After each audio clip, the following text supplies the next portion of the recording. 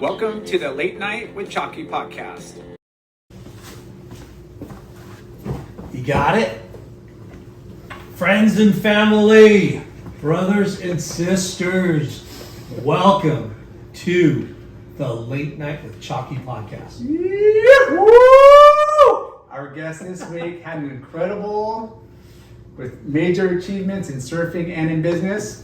With a stellar and successful amateur career, he dominated the N.S.S.A, including a national title and an amateur world title in the 1984 games that gave him and the U.S. the gold medal against Oz. Yeah.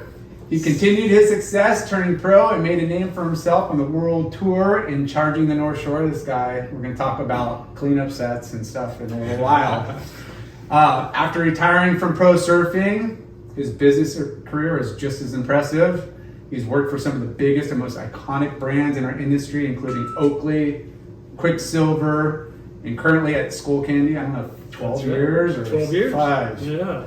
He has an extensive background in sales and marketing, brand managing, and he's a national sales director. We are pumped and stoked to sit down with one of the greatest coming out of Huntington Beach, both in and out of the water. This guy's the man, Mr. Scott Farny Farnsworth. Farny! Whoa, he just blew our guest's ears out. Hold on. Before we start, this commercial has to go. Hold on.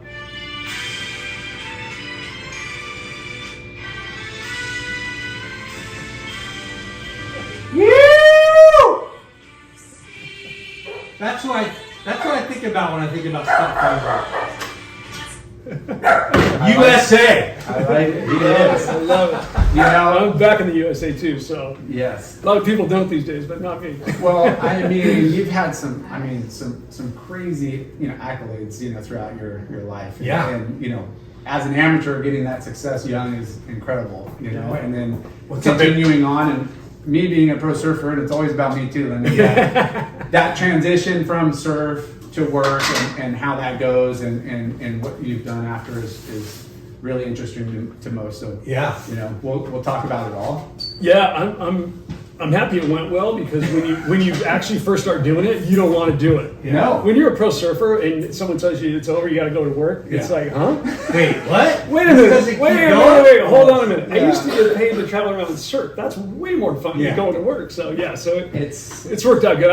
I made the transition. Well, before we get started talking about the here and now, and right before we started the interview, we were talking about how your generation was pretty much when USA, N.S.S.A, WSA, like the whole amateur surfing really became legit Yeah. and solidified and started catching fire Yeah. across the country. right? Yeah, it seemed like, again, that's kind of my impression as well. It's a little bit hard to step back, like at that time, if I was older and had a better knowledge base of what happened prior and what's happened since, whatever, it'd be a little bit easier to compare. But certainly from my perspective at that time, Yeah. it was like all of a sudden there was this really legitimate, serious sort of path to get to pro surfing. Yeah. And my dad surfed as a kid, so I got started at a super young age. I was 4 or 5 years old. He started taking me down to San Elijo and in Cardiff and. Were you born in San Huntington? Onofre. I was born and raised in Huntington. Yep. Okay. What part of Actually, Huntington? technically, I was born in Harbor City. Harbor City. Yeah, Harbor City was where I was born, but my parents lived in Huntington. Okay. They were from Long Beach, so that's I guess why we ended up at the hospital in Are you Harbor City. north end of Huntington? Like Kind of the north end by Marina High School, kind of. Okay. Yeah, over by Huntington Harbor, kind of. Okay. On the outskirts of Huntington Harbor, over there. Yeah. another Bolsa So- shaker guy over here. Yeah. Our, what, 26, 33? 33. But 33, I spent a lot of time at 33. Yeah. But back to that point, it's like it became with Chuck Allen and John Rothrock, and I know there was other founders, I'm not aware of their names, sorry. But when they formed the N.S.S.A. and the way they founded it in like scholastics to make sure that you had to have your act together, right? You couldn't just be kind of this sort of free spirit, like, I don't know what I'm gonna do with my life kind of guy. You had to be a little bit serious about your stuff. And Peter and Ian were like that as well, and they certainly were that way as coaches, and the organization was that way. They incentivized you to do good in school and to stay in school and all that stuff. So It was a really good fit, and pretty much the coolest part was all the best guys went there. Yeah. So you knew you were in the best company of the country when you were surfing N.S.A. And so if you could compete and do well there, then you knew you had a shot. Yeah. And so it was bitching. And sometimes we got scholarship money and all kinds of cool shit happened. So it was great. But coming out of the 70s where surfing was kind of like you're an outcast, you're a druggie, you're a smoker, you know, drop out, like, you know, just not clean cut. And then these guys totally came in and made it like legitimate and a little bit more prestigious in a way, and gave you a path, you know, total path. Yep. Which, so let's go back. Your dad was a surfer. Yep. What kind of surfing was your dad? Longboarder? So dad was a longboarder. Well, it started out as like when I was a kid, he was a longboarder, and all the boards that were around the house when I was a little girl were longboards, and that's what I started surfing on. But then as I got better, I don't remember exactly what year it was, but I'm going to guess it was when I was a teenager at some time. I was like, obviously thrusters had come out, and it was the big, everybody was shifting to that office. Like I grew up on single fins, right? So my first board was like a 6'4" rounded pin single fin or whatever, right? And so as that thrusters came into the mix and that, my dad started getting curious in that, but he was like an older guy and a little bigger and all that. And so he ended up getting, I think the boards he rode were, and Hayward shaped them, which is who I was riding for, Carl Hayward. But they were basically an 8.2 or 8.0 size thruster. Yeah. It looked just like a shortboard, only it was 8.2. Yeah. dang. So it had that same kind of outline, same proportions and all that. And his surfing went like awesome, like because he wasn't just cruising on a longboard, and he was good on a longboard, but he dug the idea of being a little more. Goofy? He was goofy foot as well. Okay. Yeah. So Chip off the old block. Chip off the old block, exactly. Yeah. Screw you guys. Now, was Hayward also part of the Bolsa 33 crew? Nope. I'm trying to remember exactly how this happened. This is a classic story. So I got a surfboard for Christmas one year. I was probably 8, something like that, maybe 9, somewhere in that ballpark. And I got a board from Jack's. I don't know who made it, but it just had a Jack's logo on it. So it was like their private label thing that somebody was making at the time. And I went out surfing on the north side of the pier one day, and it was a cold winter day. It was bright and sunny though, but I was out real early. And I took off on this wave, and somehow or another, I got crossed up with another dude that was on a fish. And we collided so hard that his board went over the top of mine, and then therefore the fins hit the rail, right? Yeah. And literally his board went almost to my stringer. Dang. We had to like prime apart. Yeah, I had to peel his board out of mine. So my board was done, right? Almost cut in half, right? So you were 8? I was like 8 or 9, somewhere in there, yeah. And so Christmas board, yeah. So bummed. It was like my first brand new surfboard, the whole deal, and it was within a few weeks of Christmas. You know, I think I'd probably ridden it a couple times. That was probably my 3rd or 4th surf on it or something. And who was the guy? I don't know who the guy was. Yeah. It was. I don't know if it's been. He's so not long. around anymore. Yeah, and I'm sure. I guarantee it was his fault. It couldn't have been mine. So anyway, I'm sitting on the beach, literally crying. Because I'm like 8 and my board's ruined, and on top of that, I can't even go surfing now because my surfboard's almost cut in half. And so I'm sitting on the beach and I'm literally crying, trying to figure out what to do. And this dude walks up to me. He's like, "Hey man, what's up? You okay?" Like, and I tell him, "Oh, it's good, dude. My board is cut in half." And, and he goes, "Dude, come with me." And so we walk up to Jack's Surfboards right there on the corner, and he goes inside. And he gets up a piece of paper or whatever, and he comes out and he goes, "Hey, we're going to fix this for you." So he starts filling out like a little form or whatever. Ting repair form. Yeah, ting repair form. Yeah. Sticks on the board, tells me, contact him in a week or whatever. Lo and behold, I find out it's Dwight Dunn. No way! Double D. Double D. And Double D. And I think, if I'm not mistaken, I think Dwight worked for Jack's at the time. I think. Yeah. And he was a mastery of board construction and worked the factory. And, exactly. Yeah. That was his business, right? Yeah. He knew what to do. So maybe he fixed it himself on the side, but he ran it through Jack's. I don't remember the whole story exactly why, but that's how I met Dwight. Yeah. So he was so cool and so good to me and just took care of me and fixed my board and the whole deal. So we got to be friends. I got to know him. I'd see him out in the water more and all that. Yeah. So I don't remember exactly how this went down, but bottom line, a few years later, him and Carl connected and started their business together. And I gravitated over, and that's how I met Carl, and Carl ended up becoming my shaper all the way through my first year, maybe year and a half on tour. Yeah.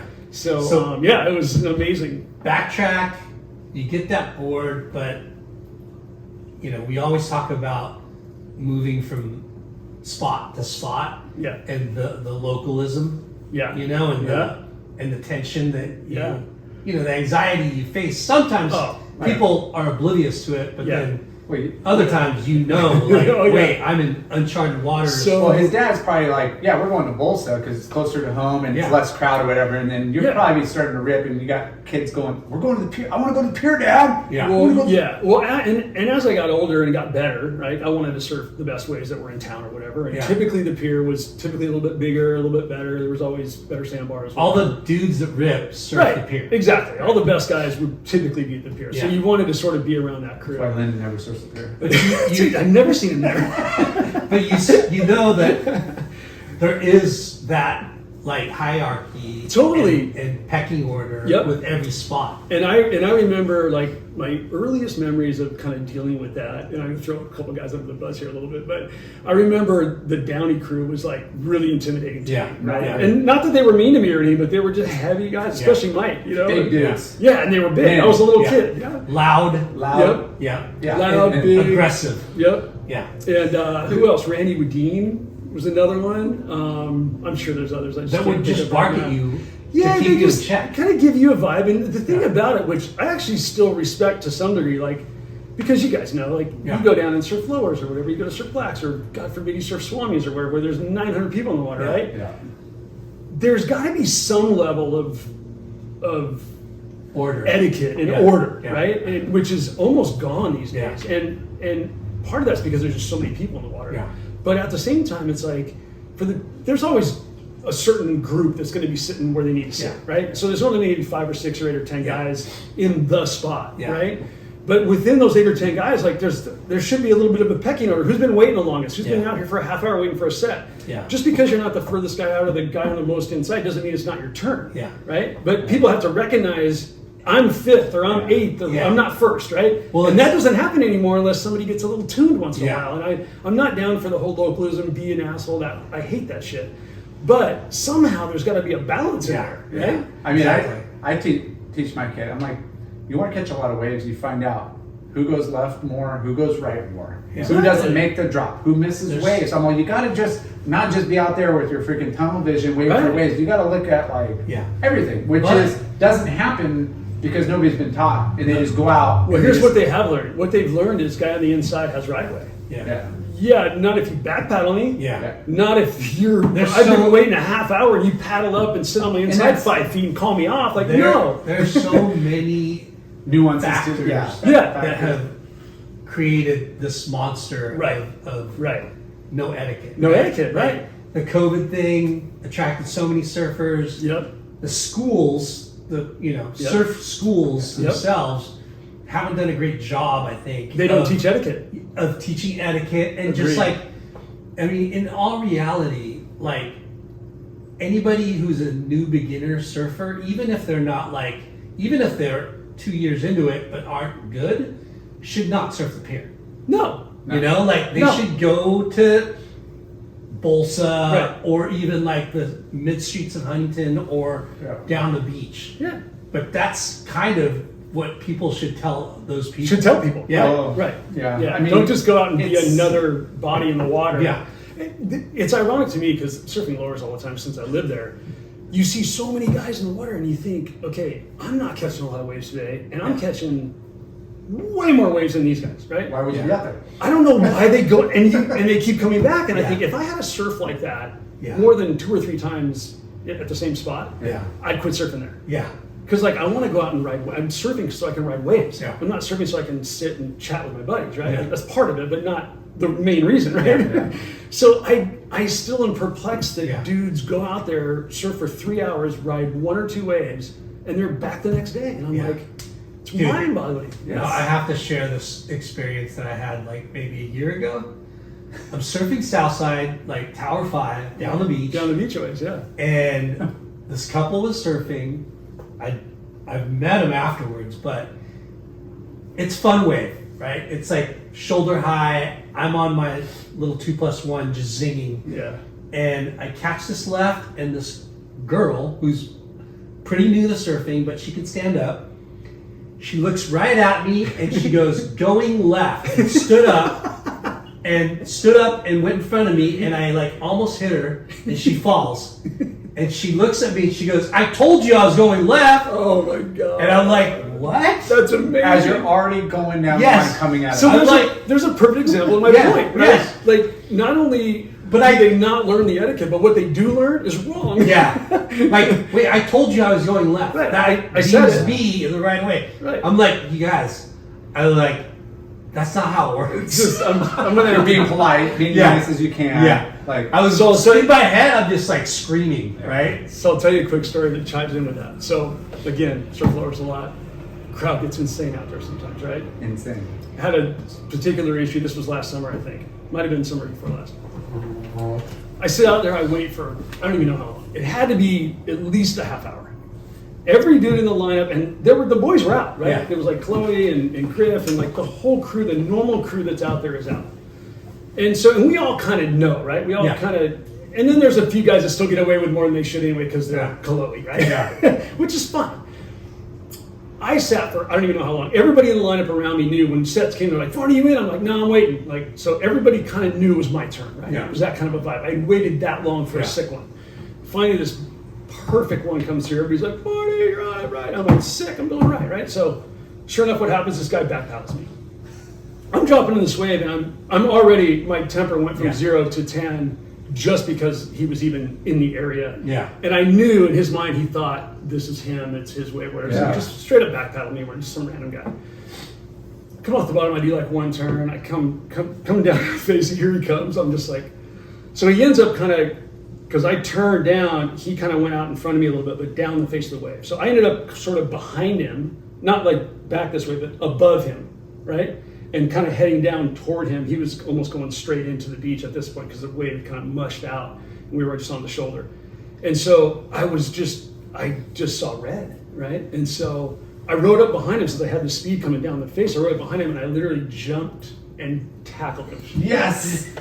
Which I don't. Yeah, like in the moment is awesome. In hindsight, it's wrong. Yeah. But 100%. Like I'm not preaching this. I'm not telling you this is what you should do. But yeah, like it was so infuriating. I can't. And I picture Farny jumped getting on that. this guy's back, and we went in the water, right? And I come up, and he's looking at me like he obviously didn't know I was there, right? Because he was facing the beach, and I was behind him, right? So anyway, we come up, and I just basically look at him, and he's like, "What?"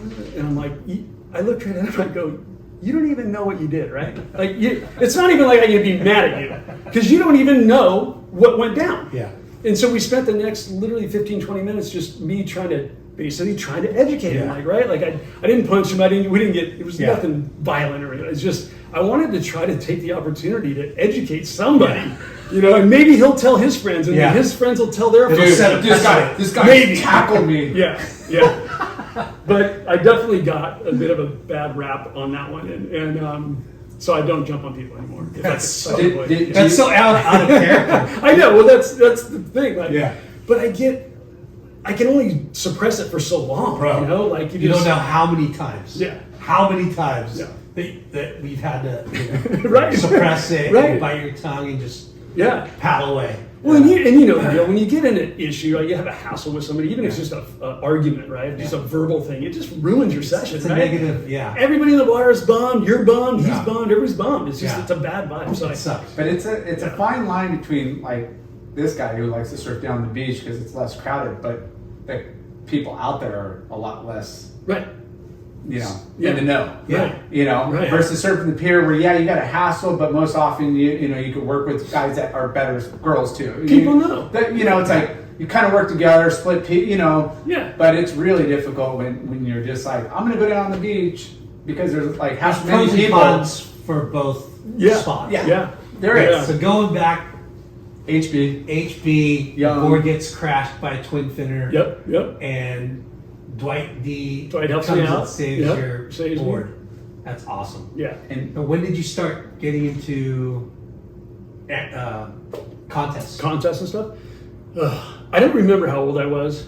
I want to say I was probably around 11 or 12. Wow. And I think my mom brought it up to me. So I don't even know if I knew about it, but there was the annual Huntington Beach city contest. And so, and at That the was time, the first contest you did. the first contest I ever did. Cool. And they didn't hold it at the pier either. It was held down at basically like 15th Street or 17th Street, where the old Surf and Sport used to be, down there like halfway between Golden West and here. It was down there somewhere. So I entered and I surfed in it and I did okay. I didn't make the final, I don't think. I think I got to a semi maybe the first year. So I did okay. It was like good enough to go, that was cool. I had fun and, you know. And so the following year I entered and I think I won that year. And that's what kind of clicked everything. And I was like, okay, this is, because my dad being a surfer, and I think he started in high school. So when I was born, like he got me in the water as early as possible.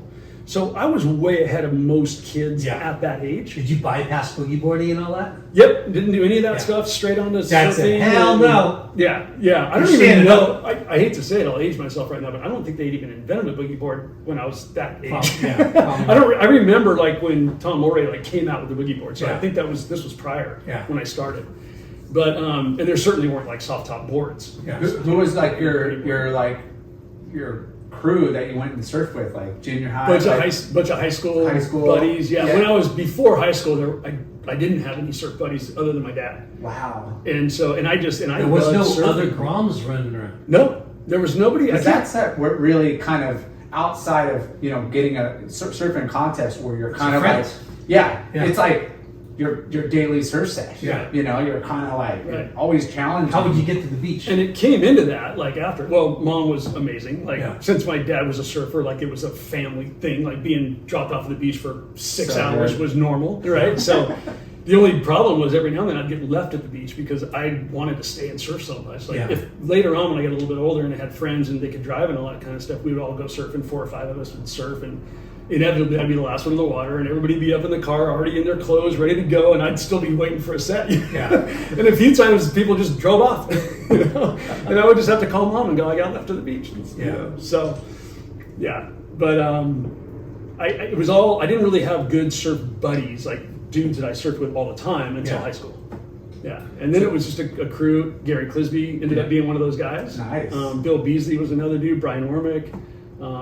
Guys that didn't do anything with surfing, but just they were all guys at high school. Local rippers that surf. Half of those guys worked at Carl's shop as well. When we got a little bit older, we all ended up working there. And so that was the community after a while.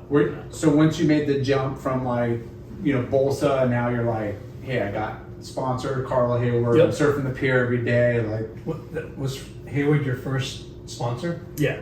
Okay. Yep. First guy that come about. As far as I remember, first guy that ever gave me a deal or a free board. I don't even remember exactly how it started. I was pretty young. I gotta think I paid for my early boards, but maybe not. He was pretty cool. Yeah. He wanted to support me, and so from a pretty early age, he just started making me boards and whatever I wanted. Where was his shop? Was it in the Jack's building by that point, or was it up the street? He eventually had the shop. Well, sorry, it was in the Jack's building, but it was his own space. Right? He was the first one right at the alley. Yep. The last little slot. Exactly. He was the alley one. And so that's, by the time I actually rode for him, he had that store. Okay. Yeah. And then his shaping bay was down on 14th or 15th Street, something like that. It was like 2 blocks back from where Surf and Sport was. Yeah. One of those streets right there, and it was like 2 blocks back on the corner. It was this little old, it was probably somebody's house back in the day. Yeah.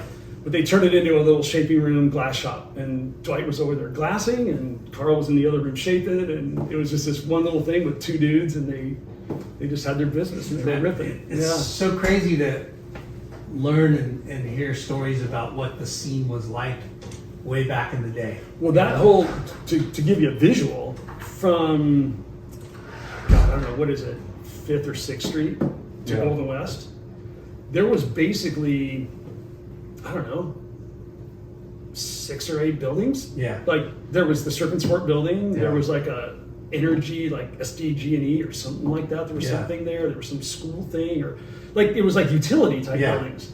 And none of those apartments and houses were. And oil rigs. And oil rigs. A bunch of empty lots. Yeah. Oil rigs and a bunch of empty lots. Yeah. So you'd go, once you hit Golden West Street, which was prior to that was all the oil fields anyway, right? So then when you got on the other side of Golden West, there was no fencing and all that, but it was just blank fields. Yeah. You know, it was just dirt fields. It's wild to think how many growing up here and seeing what it's evolved to Right. now. Yeah. Like I'm like, yeah, we play ditch them. There's like dirt fields, like they're building houses. We're building skate ramps like every other week, just stealing wood from everywhere they're building. It was wild. So when you One of the things we used to do too, like, because I used to surf Balsa Chica all the time, right? And I'd get down there because I could ride my bike from my house because we lived up that side of town. So we'd ride down to the end of, what is it, Balsa Chica there, I guess. It dead ends kind of by Warner Street.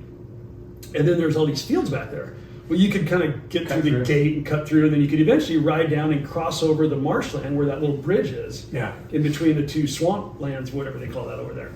And so that's how we'd get down to the beach. But up in there was like BMX tracks and like forts. There was all these underground, like, I think they were bunkers from World War II or whatever, maybe. I don't know what it was from, but lookouts. But you could like lower yourself down with a rope, and we used to do all this shit. It was the most dangerous crap in the world. I can't believe nobody ever died or got hurt or whatever. But yeah, we would just, me and my buddies would go over there with our bikes and our BMX bikes or whatever. When we weren't surfing, we'd go over there and mess around. But it was just us. There was no adults around. There was nothing, and we would like lower ourselves into these pitch black like caves, and you get down there and you'd see like, oh, somebody's been living down here for a week or whatever. Do you remember like stuff? Yeah. Like the first OP, or was there OP or Caton? Do you remember going down? Like was your dad? You know, I remember like, the first Caton. Your dad surf family. I'm assuming like parents were like, hey, the contest, we're gonna go down there and see the pros or whatever. Yeah. My dad wasn't that much into that side of it, honestly. He loved surfing. Him and his buddies surfed and all that, but he wasn't connected to the whole competition side of it or whatever. I obviously got into that because I was immersed in it. And, but I don't know how old I was, but I remember hearing from someone, maybe it was my dad, I'm not sure, but about the Caton contest. Yeah. And at that time, it was done at, what do they even call it now? The gap there, north of... Cliffs? Yeah, but north of Golden West? North of Golden West. What's Sea Point? Cove. No, the Cove. Yeah. They just call it the Cove. Yeah, right? yeah. Where now there's a little parking lot there. Yeah. But back in the day, there was That's where they had Caton? that was the first Caton was at the Cove. Wow. Right there. Yeah. So we went down, and I remember walking around, and I don't remember how old I was. I was probably 12, 13, somewhere in that ballpark. Never knew that. And I remember seeing the guy that is burned in my brain is Sean Thompson, and he had that. I think he had that blue railed clear board with a little design on the deck, and it was a single fin. And he had, the jerseys were like the Caton, like that hard material. It doesn't stretch or anything. It was that kind of a vibe. And wow. I don't remember who won that year or whatever, but I remember going down and watching a day or two. I don't know if I saw the final or whatever, but yeah, that was a big deal because you saw guys that you saw in magazines, you could see them in person.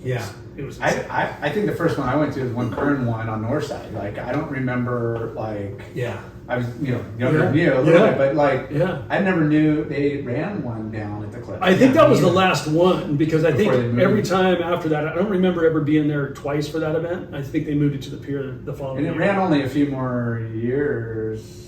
Yeah, it and was. They took time off. Yeah. So were you engulfed with magazines and going to the surf shops? Because it's kind of weird. I told you guys earlier I did the show with PT last night and kind of reliving the whole world contest thing and that and through that whole process, like it was just part of what I did. It wasn't like I grew up thinking like I want to do this and I want to be a world champ and like be a pro surfer. Like it existed, but it wasn't like so prevalent that like you knew that you could go do that. And there wasn't enough money in it at the time to where too many people could do it. Right. I mean, if you go back to the day, right, you go to PT's era and prior to that and whatever, guys got around because they like sold some weed on the side and got enough money to get to the next country, right? Shape their own boards. Well, yeah, you do the whole thing where remember guys were making boards and they would drill holes in them and fill them full of drugs and ship them somewhere and sell them, right? I mean, there was some pretty tricky stuff that went on back in the day for guys to travel around and surf. It's more like a fantasy life, right? Yeah, like maybe I could go surf Hawaii or go do a couple of trips. Right. I wanted to surf. I wanted to surf good ways. I wanted to travel. I wanted to do a lot. But as I was growing up, even up to the world contest, I wasn't thinking like I am going to be a professional surfer and win a world title. It wasn't part of my psyche. And so when I did win, I was like, oh, so now I probably can go on tour and maybe I can do really well and excel and Yeah. do whatever, you know. It's kind of where it's back But- now too. Like, But so back to being to your question, back to being a kid, that wasn't part of my psyche. Yeah. Like I loved surfing. I wanted to surf all day. Yeah. That was it. It was that And simple. again, the competition side, amateur surfing turning into pro surfing, that was still in the early stages. Super of, early. Yeah. of the sport, Exactly. culture. Yep. So Hayward, Yeah.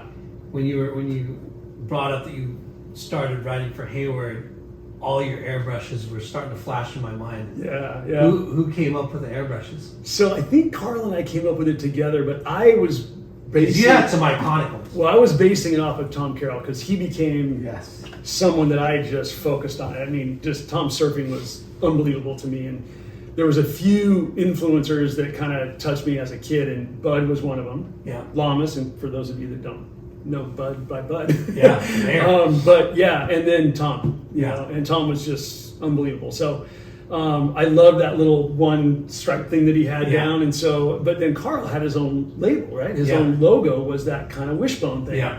And so we kind of took a hybrid of those two and just kind of made that into my little color scheme, and I Yeah. did that for a few years, and it kind of became my little gig. But yeah, and everything was bright back then too, right? So Yeah. it was like we were putting neon orange and yellow and whatever, you know. So, Yeah.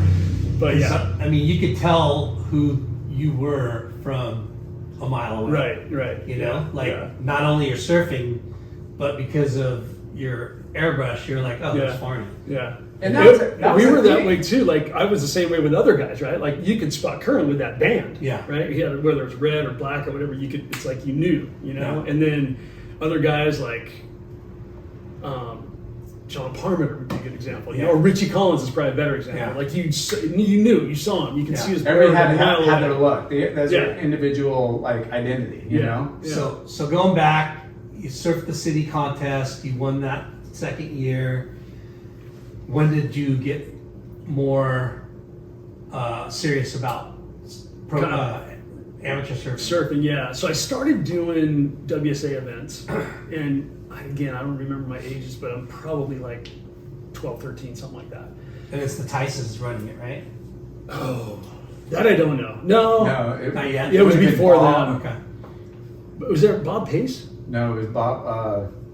Was there a guy? There was a guy, Bob Pace, right? I think he had something to do with Bob Gray?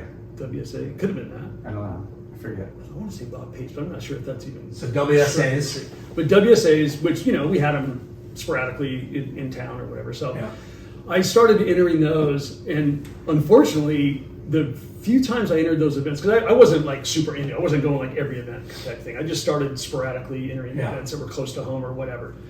And but I didn't do that well, but that was okay. It was not doing well was okay, but it was the way in which I wasn't doing okay. Like they were just run so poorly. Like you know, I mean, when the N.S.S.A. came in and kind of formalized everything and made it really like they had their act together, right? Yeah. So if they would publish something the day before, like you could see your heat draw, you'd know that they were going to start at 8. They were 15-minute heats. You were in the 6th heat, so you do the math, right? I surf at 9:15, whatever that is. Yeah.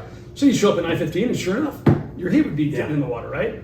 With the WSA, you'd think that you were surfing at 9:15 and you'd surf at 11:45 because they just got started late because they didn't show up on time because they don't care that much Yeah. or whatever, you know. Yeah. So I didn't have a great experience with that because it was just kind of, and it was hard to have your parents come and watch and support you because they're like, well, we'll go down and watch this heat, and then they sit for 3 hours before you even surf, Yeah, you know, yeah. stuff like that. So it kind of it was just sporadic events here and there. And then again, when the N.S.S.A. was formed and that all started, it just, everybody knew that like that was the place to go. And Yeah. so once I did that, I just entered every event. And I think they did a thing like that. You could pay for the whole season, right? You could Yeah, pay for yeah. 18 events or whatever it was with one check. And so my parents were cool to commit to that. And so we just did it. Yeah. And that's how I got way more into And it. what was cool about that is you weren't, we talk about this all the time. Like WSAs, they have all these districts, your regional. NSSA is like you're surfing one event maybe all year in your town.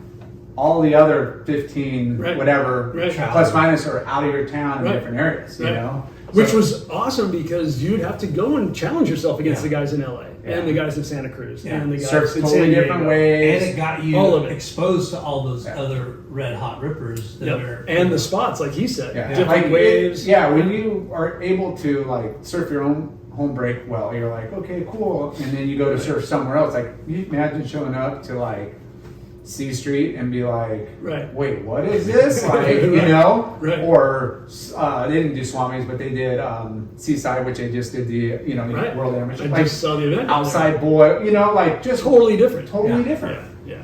I mean, I went up all the way to Pleasure Point and lost first heat because it was low tide and there's so much kelp. I couldn't even like take off. All I did is hit seaweed the whole time. Did you do that in Florida? You want to make you feel better? I flew to Japan and surfed one heat and came home. So, I've done that too. Yeah, it gets harder as you get older. But you know, like it's so challenging, like, you know, but it's fun at the same time. You're doing all these like, it's an excursion, you know, it's a weekend getaway. It's a freaking, you know, but that was half the fun of doing all that, right? Because you remember who you won or lost. You mean building relationships and connecting with all these other rippers up and down the coast. Through that whole process, I got to know Dave Parmenter, and I went up and spent a couple days with him one time, and he showed me around the Cayucas area and that whole zone. You know, it was all those kinds of things. That was the adventure part of it, and it was amazing. Official. When did you start picking up other sponsors?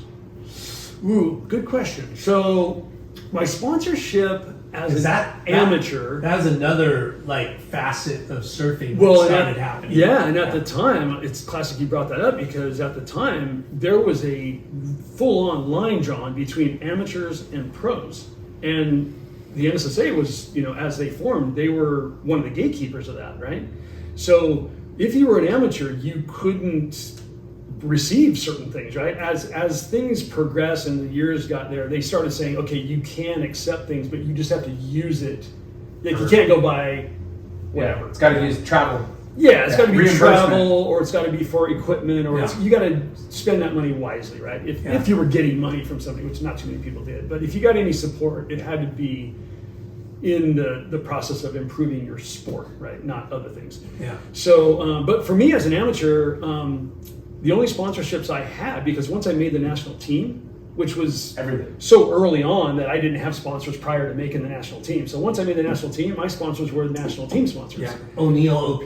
So at the time, the one I remember, so Arena, remember the sweats? Yeah. Arena sweats was the big one. They're the best. UGG boots, when the very first time UGG boots came out, UGG was our sponsor. Smart. I think we were the first people they gave free product to. I don't even know. They were brand new, but they wanted to sell in surf shops, and so they were establishing distribution there. Yeah. And so they sponsored the N.S.S.A. So Arena, them, and then eventually, I remember Quiksliver was an apparel sponsor one of the years. I think it was one of my latter years on the team.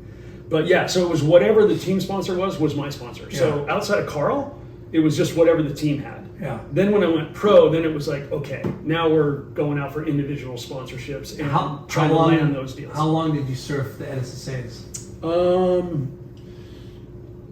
Had to be five years. Yeah. 5, maybe even 6. It's kind of those teenage years where, you know, whether it's WSA or CSA, you know, some of the other smaller organizations. And then when you're serious, like, it's kind of like you're 13, 14 to like about to turn pro. That later. I think I want to say I made the team when I was 15 or 16, somewhere around there. And then national team? Yeah, the N.S.A. national team. Yeah, not the world team, but the national team. Yeah. And so. Which is a prestigious. Yeah, because they only had. That was amazing at the time. Yeah. Yeah. Because you try out. And, and you knew if you were on that team, you were, for the most part, not that there wasn't a few guys here and there, but for the most part, you were on a team that was the best guys in the country. Yeah. For the most part. Because we're talking what? Part of their team would be an East Coast guy. Clisby. Oh, yeah. So it's funny. I was just looking at this picture that PT sent me last night. Boothie. Yeah. Wolcott. Doug Silva. Sick. Mike Parsons. Brad Gerlach. I don't know if you know Dave Oates. No. Dave Oates became a doctor, doing amazingly well. You had Janice on there. Yeah. You had Craig Coman. Yep. You had Todd Holland. So sick. There was Alyssa Schwarzenstein. There was Kim Merrick from Santa Barbara. Yeah. Dang. Heavy. Yeah. So there was, and I'm missing some other people too. There was a local guy here, a couple kneeboard guys. Phil Fine was the kneeboard kid from here in Huntington.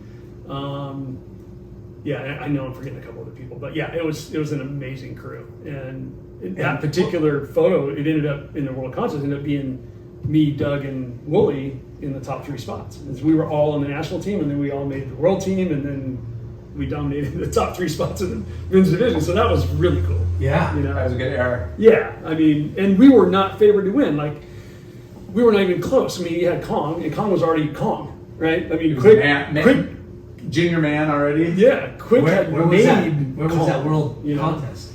It was. This is the coolest part about it. We talked about this last night. To win that world title, you had to. It was like a mini tour. There was 4 separate events that were all equally weighted.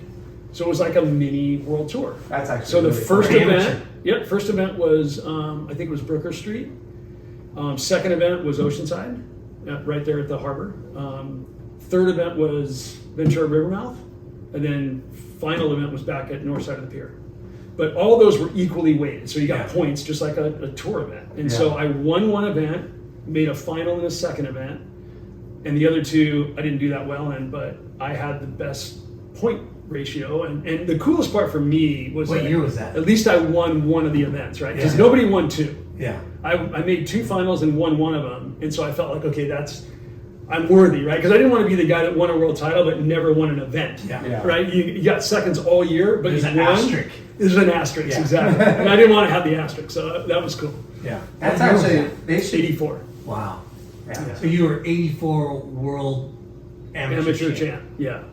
Damn! And then I stayed amateur because I wasn't. This goes back to the earlier question. Like, I wasn't thinking I can go be a pro surfer. Like, you need money, you need time, all this stuff. And I was in college at the time, so I was like, do I quit college to go surf? I wanted to, but I didn't know if it was smart. you know. Well, but then through that next year, I was able to put together sponsorship and make it happen. So I was 1 year after the world title was when I went on tour. And there so was 85. And there was no 2-tier system. There was just pro events, and you had the trials. You had to go show up and work your way through. And that was the worst part about it. And if I could change one thing, because I think it would have made my career, if you want to call it that, a little bit different, was if the system was different. Because it was early days back then, but you're right. All they had was you were either a top 16 guy, which you were seeded, right? Or you were a trialist. There's nothing in between. There was no late round seeding of trialists, none of that. You were either starting from the first round as a trialist, or you were a top 16 seed. So if you were a top 16 seed, you could literally win one heat all year. And still be on. And you'd stay in the top 16 because there was no trialists that could get up there enough times to beat out your points that you're going to get just by sitting there. Except Tom Curran that 1 year. Well, Tom's a whole other story. But so my first year on tour, we started like that. And I actually did okay. My first 2 events, I got nights. I was freaking out. I'm like, I was in like the top 7 after 2 events or something crazy. So I was like, this is easy. But then the wheels fell off a little bit through the rest of that year, and I ended up in like 42nd or something like that. So Australia was a tough leg. But then the following year, they said, okay, what we're going to start doing is seeding trialists into later rounds in the trial. So at least you got to skip a couple rounds, and your odds improved of making the main event. Yeah. But the way they did it was they chose the current year rankings of those trialists when they started seeding them. And I hadn't started off that second year very good. So if they had done that the previous year, I would have been right. But so they went through that year, and I didn't do that well. But then the next year they said, you know what? The way we did that, we were pulling the current ratings. That's not really that fair. We're going to pull last year's end of your ratings for the trialists and use that to seed the trialists in the later rounds, which would have been good for me the previous year. So anyway, long story short, so they were changing the rules kind of every year, which I understood because they were trying to figure out a better system, which they did. They totally locked it down and made it way better. And now there's a nice path. If you do perform, you will like step your way up the ladder, which is awesome. Where were like these events that you committed to, or did you just say we're doing the whole year, or did you do selective events? On the world tour, I did the whole, Once I decided I could go do the world tour, I was committed to the whole tour. And another part of it that wasn't ideal, but again, they were, way younger. This is years ago, and they just didn't have the money, all that stuff. But They had like 24 to 26 events a year, world tour events. So crazy. They all counted, right? They didn't have the drops. So you couldn't like have a couple bad results and not worry about them. Top 8 or no. Right, no, it was, you counted every event. And most of them were in shocking places. You know, like Huntington was one of the best ones. And, you know, Huntington's a fun, decent way, but it's not like high class. well, you Not got the Dream Tour. the Dream Tour was Tabby, Yeah. right? You went to Chopu, you had J-Bay, Yeah. you had like, I mean, every spot they picked in the planet was like one of the best waves in the world. Yeah. So It was that was tougher as well. So it was all about pleasing the sponsors and getting people in front, which are typically at like beach breaks with like, so one of massive them amounts of was people. like Bondi Beach, right? Like you can get a huge crowd on the beach there, Yeah. but the waves are pretty bad most of the time, right? Yeah. All these spots had waves sometimes. They just didn't have waves consistently good. So you had like Newcastle, you had Bondi, you had a couple events in Japan that were at these crazy, just horrible places. Yeah. And we did that all around the world. You know, every country was like, I mean, we used to go to the UK. We had events in Newquay, England. yeah. And Newquay was shocking. It was a beautiful place. I'd love to visit it, Yeah. but I didn't want to circle world tour event I've there. never seen a 16-foot tide. What is that like? You don't paddle out when the tide's going out, and you have to paddle in the whole time on the incoming tide. It's You know it's bad when wild. they can have the judges in the tower at high tide, and the judges literally have to walk out like 200 yards on the sand and stand at dead low tide to be able to see. Yeah, they have different scaffolding setups. Like, Yeah. oh, pretty, I would, pretty yeah. wild, yeah. Or even the lifeguards would, you know, because these are kind of like a Salt Creek Bay mostly, because Yep. it's like headland, you know, surrounded Headlands by on each side, headlands. yep. And they put a lifeguard stand on the back of a truck, Right. and then they put out some cones, and they would literally yell at the people like, "We can't save you all if you're not inside the flags or the post or whatever. We're not saving you, you Right. know." And then they would have to move the truck. I mean, it was you're talking a couple hundred yards, Yeah. quarter mile maybe at sometimes. I'm like, it's I remember Tidal going. shift. the remember- tidal shifts were so freaking crazy. I was like, yeah. But the beach going community there is insane. I remember going down to the event, and I don't remember what time of year it was, but it was pretty cold. Like even summertime's kind of chilly there sometimes, right? Yeah. So we were in suits, and you know, sky's gray a lot, and a lot of wind and stuff like that. And I remember going down to the beach, and it was like a weekend day, and they would rent these little wind blockers, and basically it's a piece of material with about 4 or 5 sticks with little like loops through it, so you could stick the stick in the sand, and then the material would be like a windbreak. And you'd rent them at the local little concession stand on the beach. And so you'd look up and down the beach, and there would be like hundreds of these little walls out of this material. Yeah, because it would just take off and fly and kill somebody, right? So they had these little things they'd stick in the sand, and they'd lay behind them on the other side of the wind in their bikinis or board shorts or whatever they were doing, and it was just like. And we're surfing a pro contest amongst all this, and the tide's going out 40 feet at a time. Which, just classic scenario. But those are the places where we had World Tour events, which, to answer the question, which is shitty waves, really fun environment, and party, you know, like right. you know. Yeah. You had a great time. You just didn't get good waves. Yeah. And they picked the months that you would not get a swelling. Right? No, of course you run it when it's Typical. like tour season Tour versus season. when the waves are When the really waves are good. good, Yeah. Right, They there's no wanted- events in Huntington in the winter. Well, the Cape, you know, but like, that didn't last. No, but he's right. They did it for spectatorship, Yeah. right? And then, ironically, when they finally figured it out and got it better, they went so far the other way, right? They went G-Land. They went, this is like more or less made for TV or made for internet or whatever, right? Yeah. So then they didn't care about having anybody on the beach, but they Yeah. were surfing G-Land, and I was like, oh my God, I was like 1 decade too early. So what were your first surf trips as, a young surfer? Well, my very first trip I ever, prior to Tour. prior to tour or even going on trips as just like a surfer that was trying to go get photos or, whatever, that kind of thing. Surf trips were with dad and family. We would do summer vacations. We'd always go to Mexico. We'd just drive down and go to surf this place in Mexico. And it was maybe 2 hours. I'm trying to think of the name of this place. I don't recall the name of it, but it was about maybe an hour or two south of Ensenada. You get off the main road there and take a dirt road out to the beach. And we found, my dad found a spot down there. It wasn't on Rios. No, somewhere. Yeah, it was a random, it wasn't a kind of a famous place that people knew. But just ironically, Dewey spotty. Weber we ran into down there one year, and my dad kind of knew us before my time. Like Dewey was older than me, and that wasn't a part of my scene, but my dad knew of him, and he ended up camping right next to us one year. So it was a spot that some people knew about, but we would go there and we would have like us and maybe one or two other people, and it was just like a beach break fun spot, nothing crazy, but those were surf trips. There was trips down there where people were like, I'll tell you where to go, but you can't tell anybody. And the directions were 8 kilometers, you're going to hit a V. Right. Go right. Go right. 4 kilometers, you're going to see a cactus with like, and those were the directions back then. And you're like, and you're like, fuck, I hope we're making it. You couldn't pull it up on maps. No.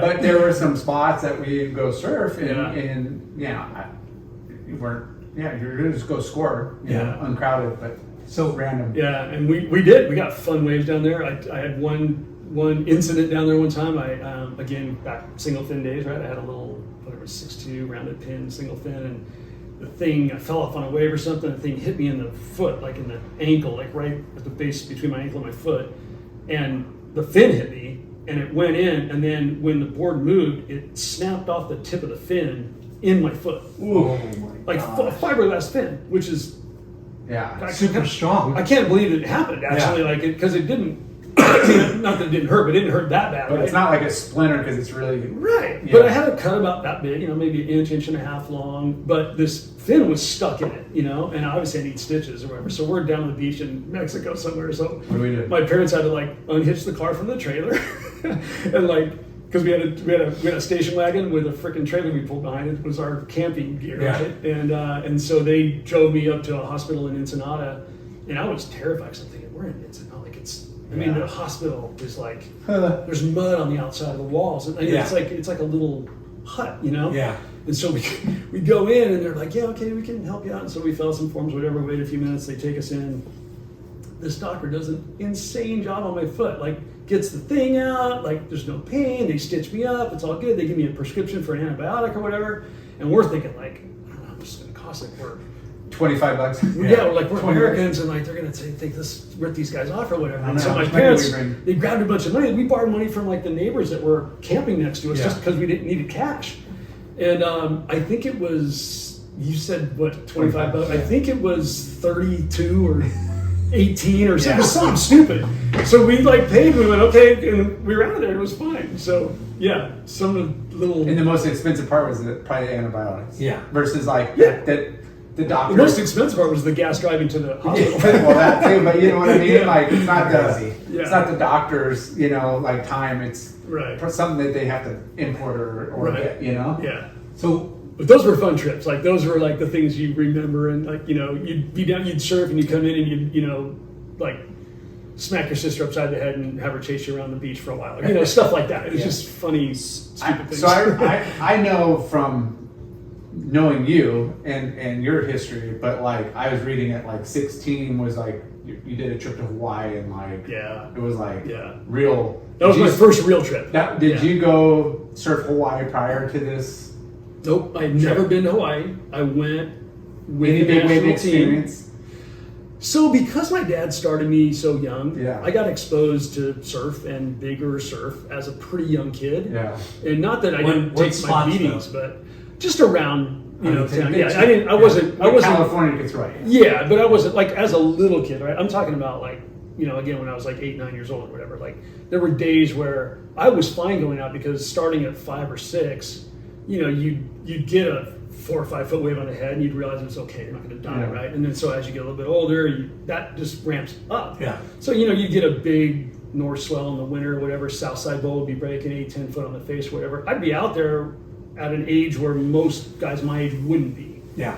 And so I had a bit of a comfort level with it to a degree. Yeah. So when I went to Hawaii, I felt pretty confident that I was going to be okay. It's Hawaii and it's different, right? Yeah. Big there is way different than big here. Yeah. But at the time I hadn't surfed like massive waves here. I hadn't taken a 7.6 to blacks or anything like that. So this was the first real deal getting guns made and going for it.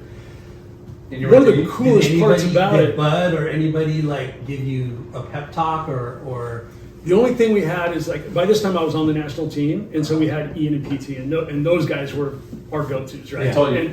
big leashes, big boards. Yeah. You're paddling out. Yeah. And they were good advocates for actually, if you're not sure, choose the bigger, right? If you're not sure to ride a 7.0 or a 7.6, ride a 7.6. And that's what we did. And so, Yeah. and But then you're when going out. Well, and then when you're you're choosing something. Oh, for sure. Yeah, you're going. You're paddling out either way, Yeah. right? So, but the coolest part about it was, and this happened, leading up to the trip, and while we were there, I ended up staying in the condominium. We stayed at Quiksliver condos, the whole team, and I ended up staying. I think my first trip I stayed with Ian.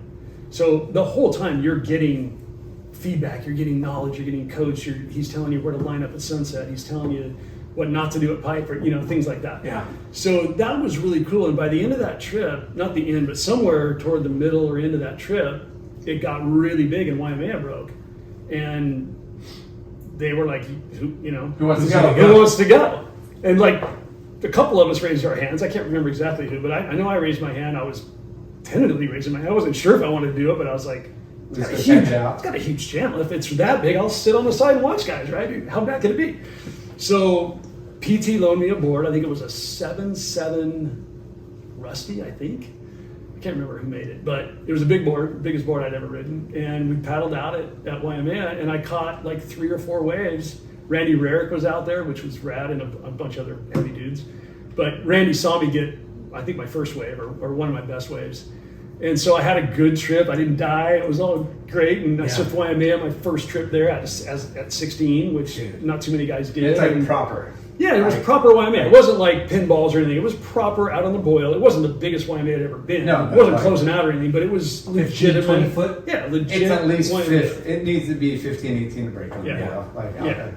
So it was proper Waimea. The crew was out there. Were you humbled at all? Mark Fu, Did you get your fucking I didn't get bell rung? I didn't, not that time. I did later, which I'll tell you that story in a minute. But yeah, that trip and that surf was fun. 3, 4 waves. You got really lucky. Got in. Because 16 years old, and like when you're 16 and you have confidence, you're confident. You're invincible. Yeah, you're invincible.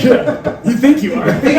You at least That's, but that's up here until you knowing what we know after you get there and you feel the ground shake and you hear people talking and you see the sets break and it's the biggest waves you've ever seen in your life. Yeah. Prior to that, like holy shit. And there's probably not too many 16-year-olds out there. They're all men, right? Well, and I gotta say, having again, I'll go back to PT and Ian. Like those guys were so good at making us feel comfortable.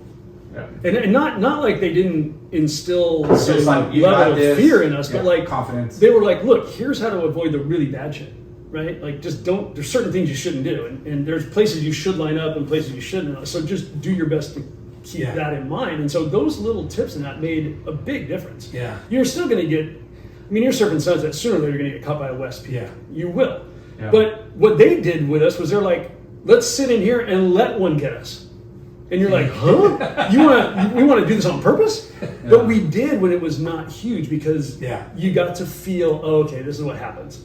You know what I'm going to do right now? I'm going to take a freaking trip. It's going to take me 15 minutes, but I'm going to go all the way into the boil and I'm going to paddle my ass all the way back out is what's going to happen. Yeah. Or if I snap a leash, I'm going to have to swim and I'm probably going to realize, wait a minute, don't swim to the beach, swim to the channel because that's where your board's going to end up anyway. Yeah.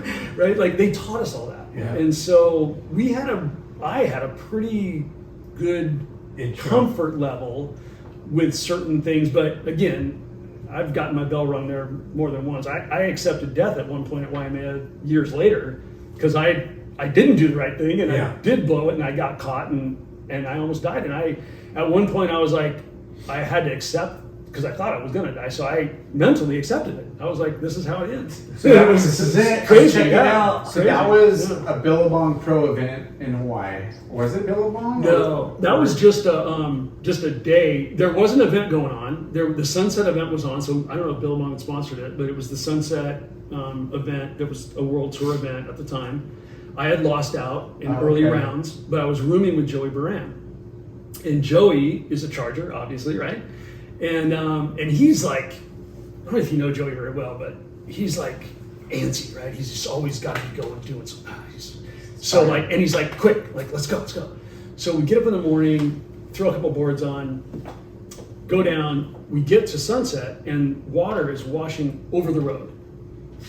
So they're like, hey, the contest is called, it's too big. Like at sunset, there was waves between Camis and yeah, it was just whitewater the whole way. So, and again, rolling over the road. So first thing Joey does is go, let's go check the bay, right? So we drive up to the bay and we get there and there's literally 3 guys in the water. This is it's like early. The sun's up, but just barely. And so we look out, there's like 2 or 3 guys out there and we see a set come through and I'm not joking, it looked like Rincon. It was beautiful. Perfect, right? It was proper Waimea, but it was perfect. It was glassy, there was not much wind, and it was just beautiful.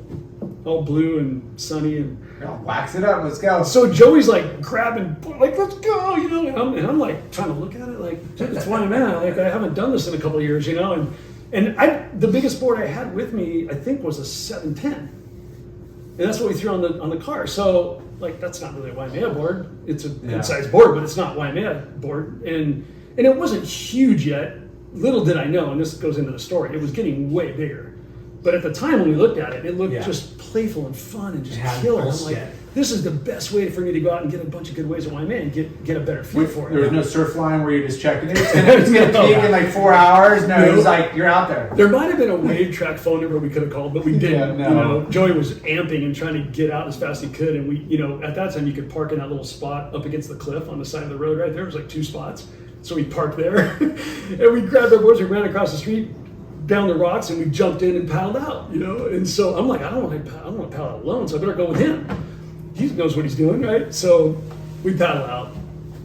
Good news, waves are insane. I get a bunch of good waves. Board's a little small, but it's working. I'm cheating around a little bit here and there. Then all of a sudden, halfway through, an hour, 2 hours into the session or whatever, some bigger sets start rolling through. And at one point, we paddled over a set that I looked like it was pretty steep when I went over it, and I was over toward the channel and like way outside. So I kind of looked back at this thing just to check what it was doing, and I saw it like basically close out in the channel a little bit, not full on, but like it whitewatered through the channel. And I was like, oh shit, it's kind of getting big out here, you know. So then, are you next to Joey the whole time, or we're just out in the lineup with the? By then there was more crew. A bunch of other guys came out, so now there's probably 25, 30 guys in the water, something like that. You catch a wave yet? Yeah, I caught a bunch of waves. I had, but it just hands down, the slowly best started. session. Like every set was bigger. Yeah, it just got bigger and bigger. So I was like, okay, well, I can handle this up to a point with my board and with my skill and my ability to hold my breath, all that. So I had caught a bunch of really good waves. I had a great time. So I started thinking, hey, I'm going to probably try to get one out of here because it's getting pretty damn big and I don't want to be surfing closeout Waimea. I'm not quite equipped for that. So, so I started not like, there's no breathing techniques or anything like that, right? You're not training big wave surfing. No, but I was training, like, again, going back to N.S.S.A. days and Peter and Ian, like they had us doing stuff all the time. And I even went, like I remember I used to go down to Golden West College and sign up for a swim class, and I would just swim in the pool just to get my breath. And so some of the things they would do, like one of your tests in the class was you'd have to swim a mile consistent. Like you have to keep swimming until you got a mile in, which is pretty long when you're swimming, right? Yeah. So so I did stuff like that, but I wasn't doing like the things that guys do. Like you saw guys where they're, you know, on the bottom, they're holding a rock and they're running. Yeah. I didn't do that before that. It was before all that. Yeah. So we were just relying on our own abilities, and you know, there weren't flotation vests, there weren't jet skis yet. Well, technically there were jet skis, but they weren't using them for water safety, right? There was Herbie was around doing his thing, but that was about it. So, and actually he was out there this day. So I eventually get caught inside. I'm trying to sit inside and catch a little smaller one and go in. So what happens when you do that? You miss a small wave and then you get caught inside by a set. So exactly what happened. I miss a small wave, I turn around, there's a massive set coming, the whole crew is paddling like this. And so I'm paddling as hard as I can behind him. I make it over the first one. And as the little mist clears from the slight offshore that was blowing, I see the next one and it's just black. And by this point, we're out, like, if this is the lineup where you sit, we were like over here by now. Like we were way far. We were 200 yards from where you're normally supposed to be sitting, trying to get past this set. Like we were so far out. And so again, I get over the first one, the second one, I see, and as it clears, I just go, okay, well, just keep paddling. Maybe this thing won't break. You're pretty much in the middle of the channel at this point. So I just go ahead and it doesn't break. I keep paddling. So I just paddle up the face of this thing. And it's getting steeper and steeper, but I'm still thinking, okay, just hang with it, just go, you know. So I get to the top and I clear it. I flop over the back, but it starts to break, and I'm like this, and I get sucked back over. On how big of a wave? Whatever it takes to close out Waimea. I don't know what that number is. Yeah. 25 feet. I'm not sure. Ah! So, was there any other surfers next to you? not right next to me. Other guys did get caught inside by that set. One of the Endersby got caught. I can't remember which. It wasn't Eric. It was there's like they didn't get three sucked brothers. over, they got more of like Somebody else. One of those guys. Yeah, they didn't get sucked over like I did, but they got caught. Right. There was two or three of us that got caught. So I remember the feeling was when I went over the falls like that backwards, I remember just like looking over, just dropping down an elevator shaft. And I remember thinking, okay, this is about when I should hit water. And it's like, I didn't. It's like the lip hit and like spread the water and made it all airy. So when I fell, I feel like I went 10 or 12 feet below water level before I really hit water. It's kind of weird.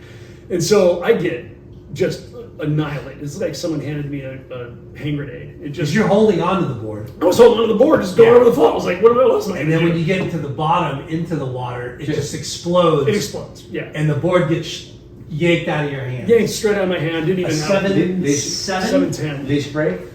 No. Okay. Only reason I'm sitting here talking to you right now. Because I'm pretty sure if my leash had broke, it's hard to say, you can't go down both paths, right. But I don't think I would have survived. Because after that wave, I came up and there was another one about where your wall is right there. So I got that one straight on the head. One breath. Yeah, I had one or two breaths, just enough to survive it, right? So, and that one wasn't quite as bad because it had already broke and it was kind of rolling, right? But it was it's a closeout wave at Waimea, whatever that is. So, but I come up from that one, and that's all I got hit by was those two. So at that point, there was a little bit of a lull. I get on my board, and I'm kind of freaking now, right? Because I'm like, okay, I don't want to say I fully panicked, but I started to panic a little bit. I started getting a little like, so I get on my board and I think, okay, just paddle in and go to the corner. Don't go out in the middle of the channel where you get sucked out to the left, right? So go to the corners, go to the corner. You're going to get hit by waves, but go to the corner. So I was doing that, and as I'm paddling in, I see Herbie on his jet ski. And there's footage of him riding waves that day. If you look it up, you'll see exactly how big it was. Yeah, he walked. So he's coming at me, and I'm like, oh my God, he's going to save me. So I wave at him, I'm like, and so he sees me, and he turns and starts heading my way, and he's coming right at me, and at the last minute, I see him kind of look up, and then he looks back at me, and then he just pins it and goes right past me. And I'm like, what? I was freaking, and then I go, there's a set coming. he's trying to not get caught by a set, right? So he takes off. So sure enough, within like 30 seconds or a minute, this set rolls through, and I took probably another 10 or 12 waves on the head, getting pushed all the way in. And by this point, I was kind of in the middle of the bay, but it was closing out, so everything was still pushing you in. Yeah. And so with your board or like? Yep, still had my board. Yeah. And at one point, I got held under for so long, and I'm not trying to duck it, right? I'm just getting, just trying to survive. Yeah, I'm just bailing, trying to survive. And there was one wave where I was almost back to the surface. I was literally like probably a foot. I was anticipating a breath, and I had a second wave roll over me before I got a breath. So I had a 2-wave hold down, and that one, when it put me down, I was down so deep, like my ears popped, all kinds of stuff was happening. I didn't hit bottom, but I was just like, I'm so deep right now. And at that point, that's when I basically kind of give up. Well, you know how people say your life lasted before your eyes? I literally thought about a dog I had when I was like 7 or 8 years old. His name was Rusty. I remembered a kindergarten teacher, Mrs. Anderson, that I had in school. And then I went through a really weird thing where I got really angry at myself for blowing it. Because I thought about my parents, and I thought, I'm letting everybody down. All these things, I just let my parents down. Yeah. This is how they're going to be so sad right now that their son just killed himself. So, but all this was going through my mind. It's all flashes. Slow-mo, but it's all going down in probably 10 seconds, but it feels like slow-mo in my mind. And I'm just down. I'm not even in turbulence at this point. I'm just underwater, just floating around, just thinking. Yeah. And meanwhile, I guess I'm probably getting pulled back to the surface, but I'm not aware of that. Yeah. Right? So I go go through through where this. it's up and down. No. Yeah. So I go through this process in my head where I literally make my peace with dying.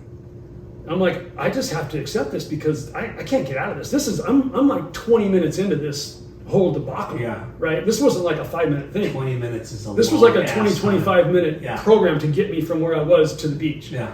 So anyway, I accept all that, but miraculously, I floated back to the surface. I remember thinking like, oh, I think I'm there. And I turned my head and got a little breath. And then I thought, okay, so, and there was a little bit of a lull. That was like the last wave of the set. So I had a minute to get some breath and get back. And so, and I couldn't see, like, I could see, but things were different colors. Like the sand was orange, wasn't like tan. Yeah. The sky was like this purpley weird color. It wasn't like blue. It was just weird. And so I get on my board and I think to myself, okay, you just can't get held down again. So I slide way back on the board and I wrap this hand around that rail and this hand around this rail. And I'm almost at the fins. Like I'm way back on the board. Okay. Because I'm thinking, I just got to hold on, right? So I wanted to get a good enough grip on the thing. So Before I went a back to set where it was skinny. You know? Another whitewater blast. Before a set came or another wave came? Yeah, before another wave came. Because I thought, well, again, I need to stay up. I can't get held You down. need to get washed in. So I want to get washed in, right? Yeah. So I did that and let the whitewater hit me.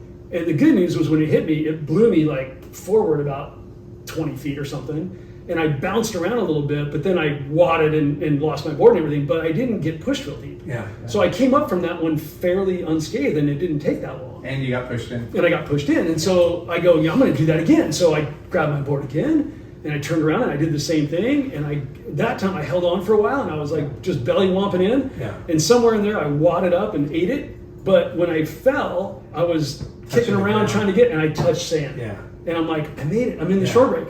And so then I got pushed up and I literally was able to walk up about 10 feet and I collapsed. And then Ken Bradshaw ran down off the sand and drugged me up over the berm and sat with me for a little while to make sure I was okay. So I was thinking of Billabong contest, but it wasn't that Billabong movie, right? It was like, wasn't it? I thought I could swear it wasn't in the contest, but no, but they like documented like guys that caught in and they like with Farny in it. Yeah. Huh. Yeah, You gotta find that one. I think there was something. They did a little thing on it in one of the magazines, and I'm not sure. I don't know. They- I just remember like the whole like everything that happened. You know, like close out YMA and Farny almost drowned and Well, and one of my best friends is Ryan Keenan, right? He was the best man at my wedding. We're still great friends, and he told me he was up on the road on the other side of the bay watching it all happen. He knew it was me, and it was like we weren't like as tight then as we are now. Yeah. But we were good friends, and Yeah. and so he was watching the whole thing, not sure if I was gonna make it. Yeah. It was pretty gnarly. Yeah. That'd be so weird to watch your friend like. And you can't let go of your board, and you can't do anything about it, right? What are you gonna do? just hang in there, bro. Yeah.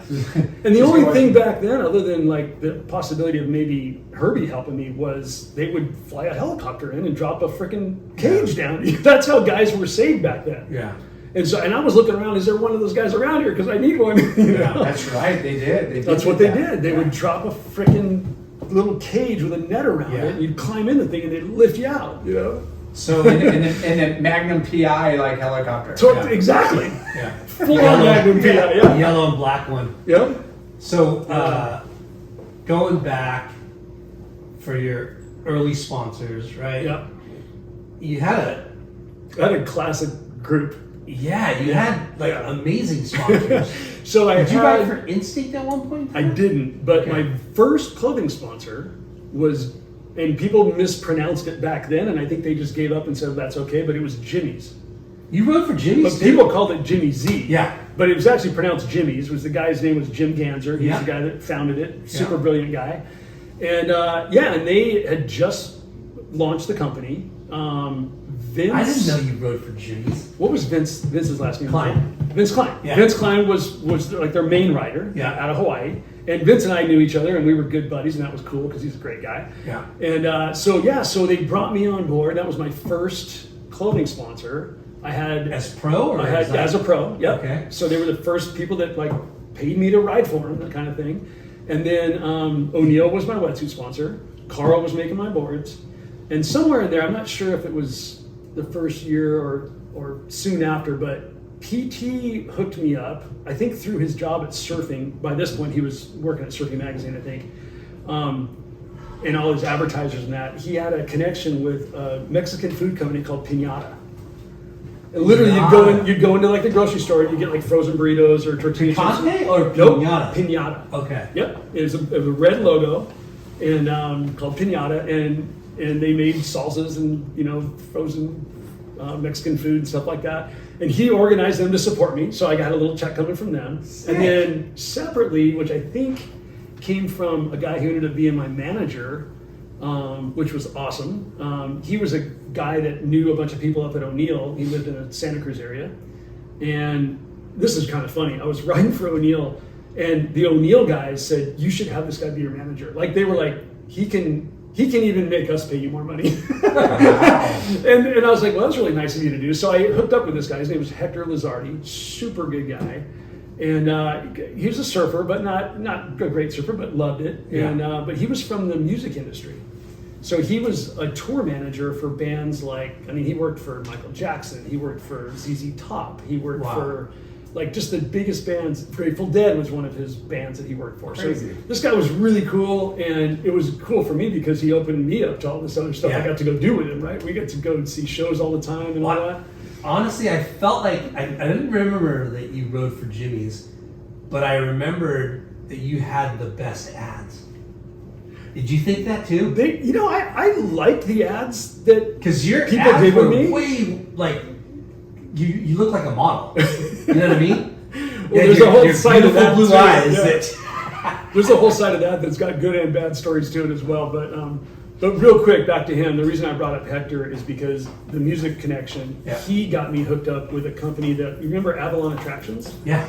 So that was a concert-based promoter, yeah. right? Yeah. So that a couple guys from Avalon spun off and started their own business called Pacific Concerts. Okay. And Hector got me sponsored by Pacific Concerts, which is like, I got a Mexican food company and I got a concert promoter, sponsoring a surf guy, which was just amazing. And you're one of the first dudes to do that, probably, too. And it wasn't, in all fairness, it wasn't me. It was the people around me that were trying to help me. Yeah. And they did, and it was amazing, and it got me started. And then I was able to pick up other guys as we went along. I ended up being, me and Chris Roloff ended up being the first two guys on O'Neill Apparel when they launched O'Neill Apparel. I remember how those ads were. Remember the Philo? Yeah. First in, last out. Well, that was all Aaron Chang, who's, Aaron's... with that? Well, Aaron was the photographer for almost everything I did. He made the concept come to life. Yeah, almost everything I did especially with O'Neill, was all Aaron, and even some other brands, they used him, and he's just a really talented, artistic guy, right? He's great in the water, but he's got a whole other eye for other types of photography, and he's still doing great work. Yeah. And was there money in the trials and like the contests, or like were you making any? Or you could make a little bit of money. Usually not in the trials. You had to get into the main event usually to make any money. And usually if you got a 17th, I remember probably the lowest check I ever got for a 17th was probably $250. Dang. Usually they were $350 to $500, but I never got a check for $2 or $3 grand just for getting like a 17th or something. You'd have to get a 9th or a 5th or something, and then you'd make $4 or $5 grand or something. And then guys that were winning would win 10, 12, something like that. It wasn't like 50 or nothing like that. No, and it's just like, travel was a lot less expensive, but still, you're talking For like sure, yeah. Did you have 25 events a year? Yeah. Yeah. Did you have different board sponsors too, or you stuck it? I stuck with Carl for, I think it was my first 2 years. And then I started questioning it, right? And I wasn't doing as good as I thought I should. And you question everything, right? Is it me? Am I not capable? Yeah. Is it my competitive skills that aren't good? Is it my equipment? And so I started looking at the equipment side, and I think the first thing I did, and I don't know, I can't remember why it directed this way, but Gary Linden, I got really interested in Gary's boards. And so I had a conversation with him, and I had a great conversation with Carl because I didn't want to be weird about how I did that or whatever. So Carl was just the nicest guy about it. He just wanted what was best for me, and he didn't care either way, even though he had invested in me for years. He just wanted what was best for me, so he was really cool about it. So I think I got 2 boards from Gary. They worked okay. I tried a couple Merricks in there somewhere, and they didn't go that well either. So I was still kind of tapping around a little bit, and then somewhere in there, Rusty became the deal, and those worked. It was a no-brainer. Goofy, For a while, Oakley, Farny, you Yeah. know, like Yeah. For a while there, it felt like there was a slew of kids and pros riding for Rusty Yeah. in Huntington. Yeah, I Yeah. think, I mean, he Keenan was was riding Rusty's a a lo- lot. he was, Yeah. yeah. A lot of people. In fact, Keenan's still got Rusty's in his garage. I was over at his house last night, and he's got guns from I don't even know what year, but they're Rusty's. Yeah, Wow. This is classic. But yeah, there was something about what he was doing that was really good, and it was really kind of advancing the sport. Right, it was advancing what you could do, and Aki was probably a prime example of that. And we all who didn't like what Aki was doing, right? Yeah. So you had to kind of go, what's going on with him? How come Yeah. he's so much better than us? Yeah. You know? So we thought it could be boards, you know. yeah. So I want Aki's model. Yeah. Yeah. Surf like that. Yeah, can I Easy surf as like that? I have one right now. yeah, JS. yeah. Pretty sick. Yeah. So any mag like coverage that you're like, oh, I got this one shot, like, you know, do you have any highlights that?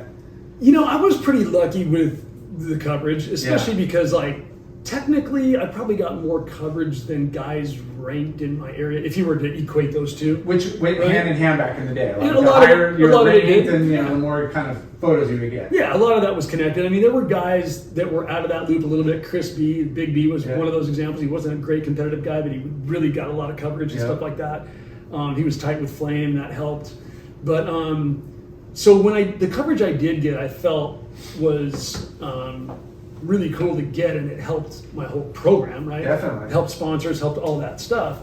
But what I was the most happy about was most of the coverage I got in mags was in big wave surfing, and big wave relative to that time, right? Yeah. Not like Yeah. Nazare now and Jaws, and Yeah. Yeah. but it was like big Totos. It was Mavericks hadn't really hit yet, but it was like pipe. It was things like that. So a lot of the coverage that I got was Totos and pipe and places like that. So I was happy about it because I'm like, That's a photo. it's it's a good, you know, I'd rather have me standing in a big barrel or something than, you know, oh, I did this really sick turn on a 4-foot wave or what, you know. Not that that's not cool and good, and I want that too, but if I had to pick one or the other, I would have picked that. And so Yeah. for me, the majority of that exposure was that, and so Yeah. it was nice, and people still like, you know, comment on stuff like that, you know. So Yeah. for me, it worked good. It was better than, like I said, you know, little. Well, not everybody's charging Totos, you know, like there's a handful of guys, you know, so your chances are, Yeah. you know. I feel like Yeah. too, like you were more known for your photos than you are for competitive surfing. I probably was, because Right? at the end of the day, I mean, you know, you had the world amateur title now, but on a pro level, I did all right. I was the thing about me, and I think you could probably maybe check this with some other guys, but I used to hear this from some of the guys on tour, Tom being one of them, right, and Martin and guys like that. I was the guy that was like, Farny, what the fuck? Make some hits, dude. How come You've worked you- so fucking hard. You should be a top 10 guy, and Yeah. you're like 45th. Yeah. And I would hear that from them. So that, again, I still live on that as like, okay, I can Yeah. could have been a contender. Yeah, but like it was like, okay, well, at least I'm stoked that these guys see that I have good ability. Yeah. They respect my surfing, and that's almost as important as doing good in the contest, For right? sure. Like I'd rather have those guys' respect than Yeah. than be someone who got good results but didn't have the respect of the fellow guys. And like I was saying, I vividly remember a lot of your ads. I don't know why. Right? Yeah. Yeah. Like there's a lot of Scott Farnsworth ads are just like in Yeah. air sprays and photos. You're like, Yeah. dude was photogenic. Yeah. You know? Well, ironically, that did spin into some actual quote modeling, right? In the New York realm of modeling with guys like Bruce Weber, who's a famous photographer. Yeah. But he's the guy that got Buzzy into his whole deal. Yeah, Right? So definitely. Buzzy did all that Ralph Lauren stuff. Yeah. I got hooked up with Bruce Weber one day. I was literally sitting at home watching TV on the couch one day in between events. You know, I was home. And my phone rings and I pick it up and it's this guy Bruce Weber. And he literally introduces himself to me, tells me what he does. And I'm like, I didn't know who he was at the time. I didn't know. So crazy. I didn't know Networking back then. that was Yeah. Buzzy's guy and all that stuff. You know, yeah, you didn't have social media and all Yeah. that shit. So he tells me what he wants to do, and I'm like, well, that sounds fun. Like, okay, so I make a few other calls and find out about this guy. And the next thing you know, I get booked on a photo shoot in Mendocino, California, with Buzzy for a Ralph Lauren ad campaign thing. and it was like all this sort of cowboyish, like farmland looking gear, you know. And we were out Put on some this chaps on you, and you're a freaking cowboy. Exactly, yeah. And then that spun into a bit of exposure, and so then I got a few other little jobs. I ended up signing up with an actual agency, so they got me jobs, and I worked like very sporadically. I didn't do a lot of this stuff, but it was super fun, and you get good money. And one time I got to make a commercial for Bullfrog sunscreen when they first came out, and they flew me to Hawaii. The worst sunscreen on the planet. Yeah, sorry guys. It didn't work, but it was awesome at the Hurt time. your eyes all the time. Yeah. But they flew me to Hawaii. I spent a week and a half or something filming a freaking Bullfrog commercial. Yeah. And I got to be a part of Screen Actors Guild, got their insurance, like all from this one job. Yeah. So it was cool. Did you pursue it or no? I did. I pursued it, you know, passively, Yeah. right? I didn't. It wasn't like I didn't want to do it. Yeah. But I didn't want to like dedicate my life to like changing from being a pro surfer to that. It was Yeah. just like, hey, if I can get jobs on the You side, made a good chunk of change. yeah, if this will help support what I want to do, Yeah. then cool, I'll do it. You Yeah. know? But I didn't want to. I mean, I wasn't that guy anyway. I was Yeah. way too short. I was sort of blondish. I mean, at that time, a model was like tall, dark, and handsome. Yeah. Right? And I wasn't that. So I got what I got, and it was Yeah. killer. And But it's funny how, you know, the fashion world has pulled a lot of surfers you Yeah. know, into its Yeah. mix. But like Buzzy, holy shit. Well, Bruce's whole deal was he had a vision in his mind that he just loved this look, and it was, I think he referred to it as a 50s California surf look. Which, if you go back to like, I'm trying to think of a person back then. Like Jan and Dean style and Yeah, like short hair, but kind of bleach blonde, Yeah. tan face, Natural. kind of natural. Yeah. You know, in good shape because Yeah. you're surfing all the time. You're Yeah. lean. You got shoulders. You got you're Ripped, built, right? Yeah, You're ripped. with and a different rip than being like a gym dude. yeah, Exactly. Yeah, More you weren't all natural, puffed out naturally like like athletic looking. But Yeah. but also like I think once Bruce found like that Formula. look, that formula, Yep. yeah. the guys were more often easier to work with because they weren't Surfers. trained. They were kind of naive, kind of like not out of the, didn't really know how to, like, where you're, For most sure. models go to training and they do all this, you Yeah. know, and they have, The catwalk. yeah. But well, and they also get pretty full of themselves, right? Because Yeah. it's like you're wanted because of your look, Yeah. right? So you must think to yourself, well, I must be rad. hey, this guy surfs why man, hey, go stand on the edge of that waterfall like 100 feet up and just act natural. Okay, It's funny because right. Buzzy. So I loved it, and Buzzy was all over that one shooting, but he was the same way. Like Buzzy, he did way more work, made way more money. Sean was even involved with Bruce Weber. Yeah. So it was just this little thing that kind of happened through surfing, and and it was. There's a couple people, Buzzy, Ted Robinson. Ted Ted's was the involved? funniest story though. oh 'cause, my gosh. It's like, he walked away. You know, you saw the opportunity of making extra cash, right? Right. Where Ted was like, I missed a contest, I'm never doing it again. I'm done. You know, you're like, what? Yeah. What do you mean? Yeah. Well, Buzzy told them like, "Hey, I can't do that. I'm in a contest," and they pushed it back a week. Yeah. because he was like, 'Cause he's he's like, Buzzy, yeah. he's like, "No, I'm not going to do that." You know. Well, he Jedi mind tricked those guys. Yeah. He's like, you want me on my time. but we Right, talked to right, whether yeah. it's modeling. So I didn't have whatever. that kind of yank. No. But we, those two examples are great. But Yeah. then, we talked to on another kind of business opportunity was GT. He was a pro snowboarder, Right. And the commentator didn't show up, and Right. here he is. He's a loudmouth, like in a good way. In a good way, yeah. He knows all the technology, Yep. the tech talk, and then Yeah. they're like, "Hey, would you mind filling in for this position?" Right. And talk, and you can still do the contest, whatever. And he's like, "Well, how much do you get paid?" He's like, "Wait, I I can make make more more than the guy who went in the event." Right. And that's another example of another Yeah. side deal that Yeah. was like, and Ted's like, "I'm going to go surf." You don't know how you're going to fly to South Africa and you can Right. lose first heat, First round, yeah. or you Done. can guarantee make a bunch of money. Yeah. You think making a bunch of money is You easy take call. 2 weeks. Yeah. You take a week out of each month, or even like 2 weeks out of 6 months. Yeah. Yeah. To model. Yeah. You're Yeah. making the rest of the year. Yeah, you could You know, check you're yourself like- out and live like a king. Yeah. Yeah. So But yeah. good for you. I mean, that's No, it was such cool, an yeah. amazing opportunity. Yeah. One to make extra money, but two to be involved in a whole other industry. Yeah. Did yeah. you, it was did you cool. go to college? I did. Long I Beach. didn't graduate. I went to Long Beach. I won the World Amateur event after my first year, and so I stayed in school that second year and was kind of contemplating, like, can I make this happen? Can I get on tour and all that? So once I figured out that I could, I went ahead and dropped out and went on tour for those years. And then when I was finished touring, which I kind of, I sort of stepped off tour because I just wasn't meeting my own expectations, and I thought, these are like these really critical years of your life. And while I still want to kind of do this and I'd like to get into this top rank and all that stuff. And it was right about the time they were changing down to like they had the back, what was it called, back 14 or back 16 or what it was called. So you had your top seeds, and you had the second round, and then below that you had trialists, but those trialists were still seeded in. So they had this good system. So I thought maybe I should hang in here because then I can climb back up.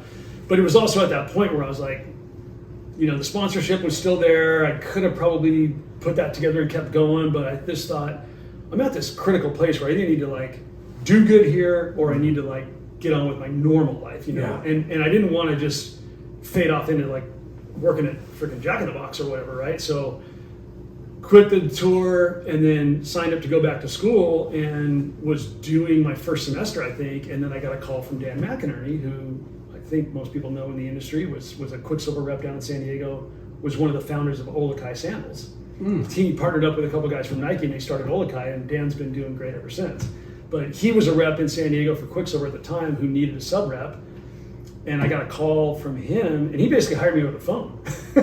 And I was like... You weren't friends or anything? No, I didn't even know. I was recommended to him by some other people. I think, actually, it might have been Pat Cairns that knew him and recommended me as a possible candidate or whatever. And he called me, and we had this chat on the phone. And like I said, he hired me over the phone, and I was like...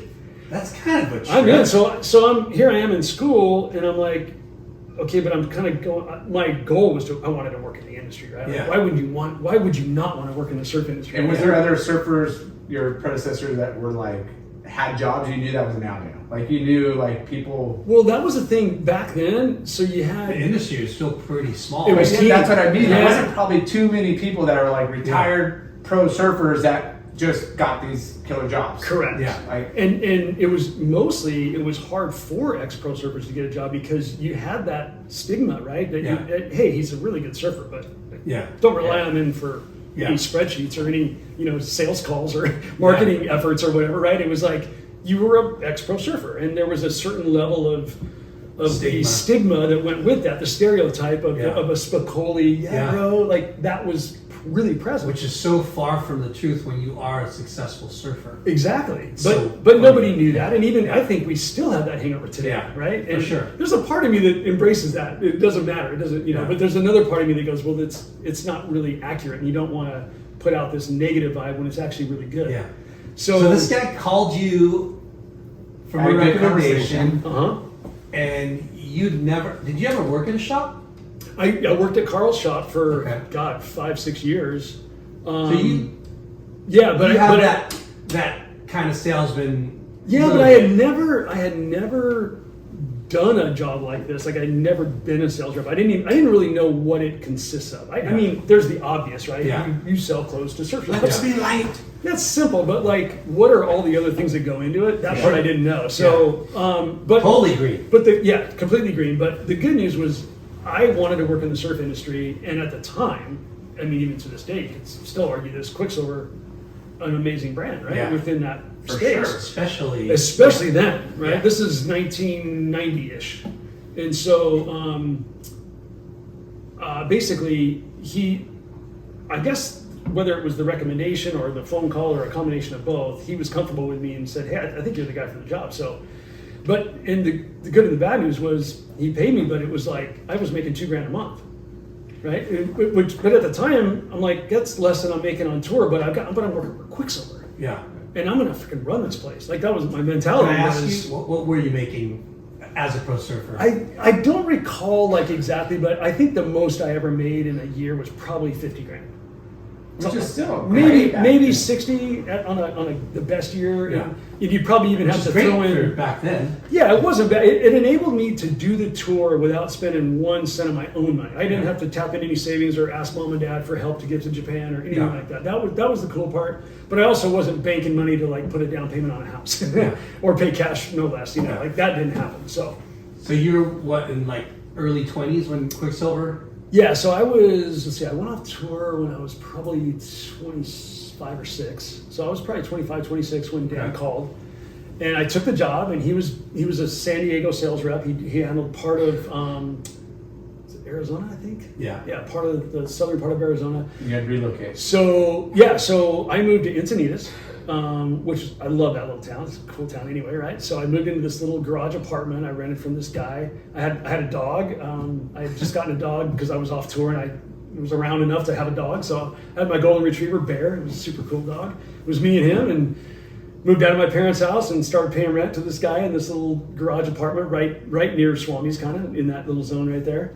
And started working for Dan and visiting surf shops up and down the coast and selling goods, and that's how I got into the industry. And then I did well, we did good, and I got recruited, same thing, I got recommended by, I'm actually 99% sure this one was Pat Cairns, to Mike Parnell at Oakley, who was Jim Gennard's partner, right? Mike came in, he was a big OP guy, Yeah. right? And then he went over to Oakley, and he needed a marketing guy. And that was when Arnett had left to start Arnett, and they had a gap in the marketing role for surfing. So my name got thrown in there, and Mike Parnell called me. I went in for an interview. And Not for sales, but for marketing. marketing, yeah. Okay. I was basically sports marketing, Yeah. right? So I was the team manager for surf, was what it worked out Yeah. to be. And so I did. But you had done no marketing except for... No, I had done the sales role with Quick, but Yeah. outside of that, nothing. And it was different back then too, because the marketing now is wildly different and way better than it was then. I mean, for the most part, companies sponsored people and they tried to make sure that they got exposure at opportune times. Yeah. Right. So for me being on tour, it was like, let's make sure all the guys have all the right stuff. Let's get the right guys that are influential enough on the team. So me pulling in Gurr was like one of those big moves that I was stoked about. Yeah. And a few other guys like that. But we also, I mean, by then they already had Carroll, they had Elkerton, they had... So when was this? They had everybody. Like, This a was year- 90. A year or two into... Oh, sorry, 92. No, so it was after 2 years of repping, I got this call from Parnell about the marketing job at Oakley. So that was in 92. And I went in for an interview, and I guess I did good because he, again, offered me the job in the interview. Yeah. And I said, In yes. Irvine? The Foothill? It was not the building they're at now. It was the old 10 Holland address. It was Okay. it was on a corner right Okay. on Holland. And At the beginning of Oakley? yeah, but it wasn't their first building. Okay. It was like their second building. They had another small building where they But they started. hadn't blown up yet. They hadn't really blown up. Okay. Well, they were doing, like, when I went to work for them, they were doing about 70 or 80 million, which to me was like, For sunglasses? well, Yeah. I thought, how could you possibly sell more glasses to make more money? And Quicksilver. Yeah, like I couldn't imagine how they could sell more sunglasses to get above 70, 80 million. Yeah. They went on to be $1 billion+ brand, Yeah. you know, so Yeah. so clearly I was not A lot of aware. frog skins and a lot of blades. Yeah. But Blades, Razor Frog blades. skins. but that job was super fun because it basically put me back on tour. I mean, Parnell was like, I want you to travel with all the guys and do what you used to do. You just won't be surfing in the contest, but you'll be basically doing the same thing. Yeah. So I So spent that's even better. I spent the next 5 years back on tour, traveling around. You know, I didn't go to every event, but I went to a lot of events, and I supported my guys. And I would spend a month on the North Shore. I'd rent a house, and I would have every single guy, because every guy was there. They would come to the house. I would renegotiate their contracts for the next year. And I had a printer and the whole deal. I would print their contract. They would sign it. I would fax it into the crew, and like when we had fax machines. Yeah. I'm making myself look really old right now. But yeah, so that was a super fun era. And then I Which was a Got pay it. raise too, right? huge pay raise. Yeah, I mean, I wasn't like rolling, but it was like I went from $2 grand to Job making security. like, I think I made like 60 or 70 grand, something like that. So that was a huge jump from $2 grand a month, Yeah. right? And then I was able to buy a house, and then that's when I got married and all that stuff. So Did you move back to? When did you make the move back? Yeah, so I moved shortly after I got the job. I The went. commute would have been gnarly. Yeah, I was driving from Encinitas, and that got old really quick. So after probably a month or two, I started looking for a house. My dad knew I was looking for a house, and he had gotten into investment properties and real estate. So he was at an open house one day and met this real estate agent that he thought was really cool, and she was really knowledgeable. And he's like, he knew I was going to look for a house, so he goes, "Hey, you should call this chick. She's really knowledgeable in your area where you want to find a home." And he goes, "And by the way, she's kind of hot." So he gives me her card, and real estate agents usually put their photo in the suit. Yeah. So I look at her picture, I'm like, whoa. And I was serious about buying a house. Dad So set you up with your lady. So long story short, I called her and she showed me houses, and I bought a house from her, and I moved her in, and we now have 2 kids, and we've been married 28 years. How funny! Diana Farnsworth. Yeah. So yeah. That's And I'm giving full credit to Dad, and my dad told me I had a girlfriend for 6 years prior to that, and she was good. My family and her didn't jive perfectly. It was good, but not great. But he always told me I can't pick women, and so he picked one, and here I am. That is amazing. and so I got to give him credit. I like to say I had a lot to do with it, but all I did was seal the deal. He put it out in front of me. That is great. So that is amazing. Yeah. Did you bust out your modeling pictures? That's why you got I know I did at some point, but I hope it wasn't on the first date. I don't think it was. No. But yeah. So man, you have somebody that was one of your competitors that's claiming that you moved to San Clemente so you could stifle the Arnett, or electric or Arnett? Arnett. Probably Arnett. Yeah. Probably Arnett. Yeah. You can is there any truth to that? You can put a clamp down on the Enoch. But I'll tell you what we did. Harris was telling us that, for all of a sudden, Farny was in the lineup recruiting people for Oakley. Well, that part's coincidence true. or not? Yeah, no, that part's true, but it wasn't the reason. I don't know why they hired me. I'm assuming they just needed to fill that spot, and why it was me versus somebody else. Their call. I don't know. Yeah. But once I was in, it was definitely like we gotta mess with, especially on that, because Greg and Jim had a falling out. That whole deal was bad. Yeah. And so Jim certainly wanted to do everything he could to mess with them. Find out who they're going after and make sure you get them. Well, one of the things he did was Jim had a son, Jamin, right? I don't know if you guys know Jamin, but he's great dude, and he's actually started his own eyewear brand right now. Awesome. So Jamin was a young kid at the time, and he knew, I don't think he went to San Clemente High, but I think he knew a bunch of kids there that did to go there, or his friends had friends at San Clemente High. So for whatever reason, I got called into Jim's office one day, and he goes, "Hey, I'm going to hook you up with Jamin. He's going to give you a list of guys, like, these are dudes I want to go support. I want to make sure we get every one of the hottest kids at San Clemente High School on the Oakley program." And we weren't stealing from anybody. He just wanted to make a statement in the area. And so we did, and Jamin hooked me up with a couple guys. Chad Navarro was one of them. Yeah. And then there was a kid named Fong Wen, I think was his first name, if I'm not mistaken. I might be butchering that. But so between him and actually Sean Florio was one of them, who you guys know well, right? Flores was one of them.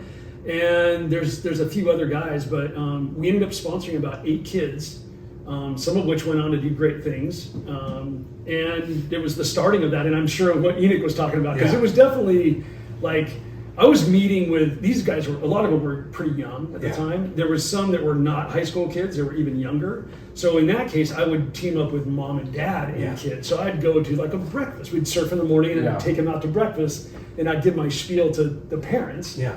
And then we would actually do a contract. We would do a full-on signed contract. We're going to support your kid by paying his N.S.S.A. entries all year, or we're going to, whatever. We would do some kind of a deal, and Mar rode for Oakley too, right? Yeah, Farny signed up a few of my contracts. Oh yeah, exactly.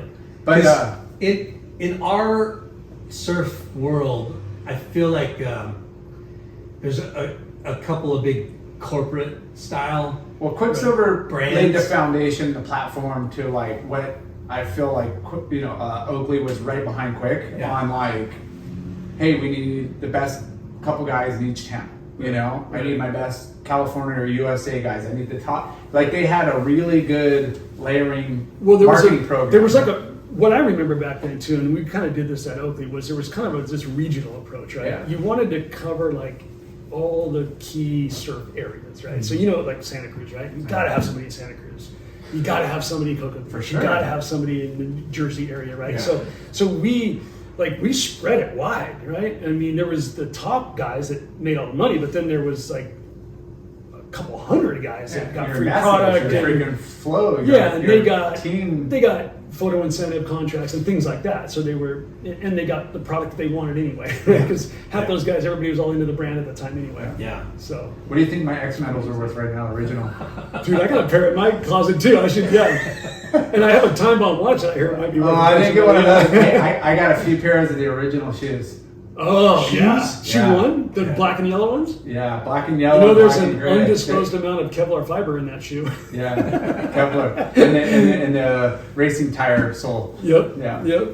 Yeah. That Jim was the king of marketing, man. Oh my God. How long was that one? The shoes or just the Oakley? Oakley. 14 years. Damn. Yeah. So I did 6 years in the marketing role, and then Oakley decided to. So we had this big to do with Sunglass Hut, and they didn't buy from us for like 1 quarter, and because they were over inventory or something, and we had already gone public at that time, and it just tanked us. Wow. And so Jim just like snapped and went, okay, we can't let this happen again. So how can we guard against this? And so he decided to diversify and go into other categories. So that's when he started apparel and he started the footwear thing. He had the footwear idea for years and actually had gone to Phil Knight. They knew each other, Nike, Phil Knight, right? Yeah. And he had gone and presented it to Phil and said, why don't we do something together? I've got this idea. And basically it was injection molding soles, which is not how they did it. And so he took the ideas he had in eyewear and we're putting them into footwear. And I guess Phil Knight was sort of like, hey, yeah, cool, thanks, but I think we're good, which is logical, right? And 80% of Nike's business is injectable. Right, yeah. So or most of those shoes. Yeah. Now I think Yeah. they probably adjusted, but at the time he didn't want to be a part of it. So Jim said, okay, well, I'll just start my own gig. And at the same time, I don't know if you remember this either, but there were all these rumblings that Nike was going to get into eyewear. And so Jim used to go to Phil and go, hey, Phil, it's cool, like you run your company, whatever, like, but just can you tell me, like, I just just as a Can I make them for you? or as a courtesy, like we're kind of friends, right? We're business associates, we're friends, and so like if you're gonna do this, like it's cool, but it would be nice if you told me just because we're buddies, right? They shared a lot of athletes. Right. Yeah. I mean, yeah, Andre Agassi, you had all kinds of crazy people. Jordan. Yeah, Jordan as well, exactly. So basically, Phil kept telling him no, it wasn't going to happen, and then sure enough, they launched this big eyewear brand. So at that point, Jim just snapped and went, "Okay, I'm doing footwear. Screw it, I'm going in." And so he did, and we launched shoe one with an undisclosed amount of Kevlar fiber in the sole. So he just marketed up a storm. But the footwear thing was tough, and the apparel thing was really tough. But when they started apparel, I decided, hey, I want to advance my career. I want to not be known as just a marketing guy because you're just stuck in marketing. And like, I wanted to be able to make more money and grow and do things. So I applied for this brand manager role for apparel, which was basically, they call it brand manager, but it was pretty much a sales manager role. And luckily, they gave it to me, and I got it. And so that put me on the sales management side of things, and I started managing the sales reps and the apparel division. But it was really tough because the first line we made was 6 styles, and they only came in black. So that's what I showed accounts. So I was like, here's our 6 shirts. There was 2 jackets and 4 shirts or something. and they're like, well, what colors do you have? I'm like, you're looking at it. So that was the humble. He went for the whole like minimalist. Well, what he did was, that was basically what Jim liked to wear. Yeah. And goes back to Jim's whole mentality. Like when he did eyewear, he did things that he liked. Yeah. So whether the market was ready for it or thought it was stupid and weird. I mean, remember Over the Tops, the one that went, like this? Yeah. I mean, he tries to get creative and weird, but at the same time, it's things that he digs. And so sometimes you're like, yeah, but it's not that sellable. Like, And so, but in eyewear, he had way more leeway to get crazy. In apparel, he was nothing, right? Yeah. Not he, but the brand. Yeah. So it was really hard to walk into a surf shop and go, hey, you guys interested in this? You guys sell the shit out of our eyewear. I don't know why you wouldn't be able to sell other parts of the brand. But it was challenging. And the thing is, the footwear thing, they finally kind of like moved on and did different stuff. They went into sandals and did all kinds of things eventually down the line. But the apparel line eventually did start to flow, and especially where they had a good stronghold was technical apparel. So the snow side became legitimate, and that legitimized everything else. Now they have a reasonably good business with apparel. Yeah.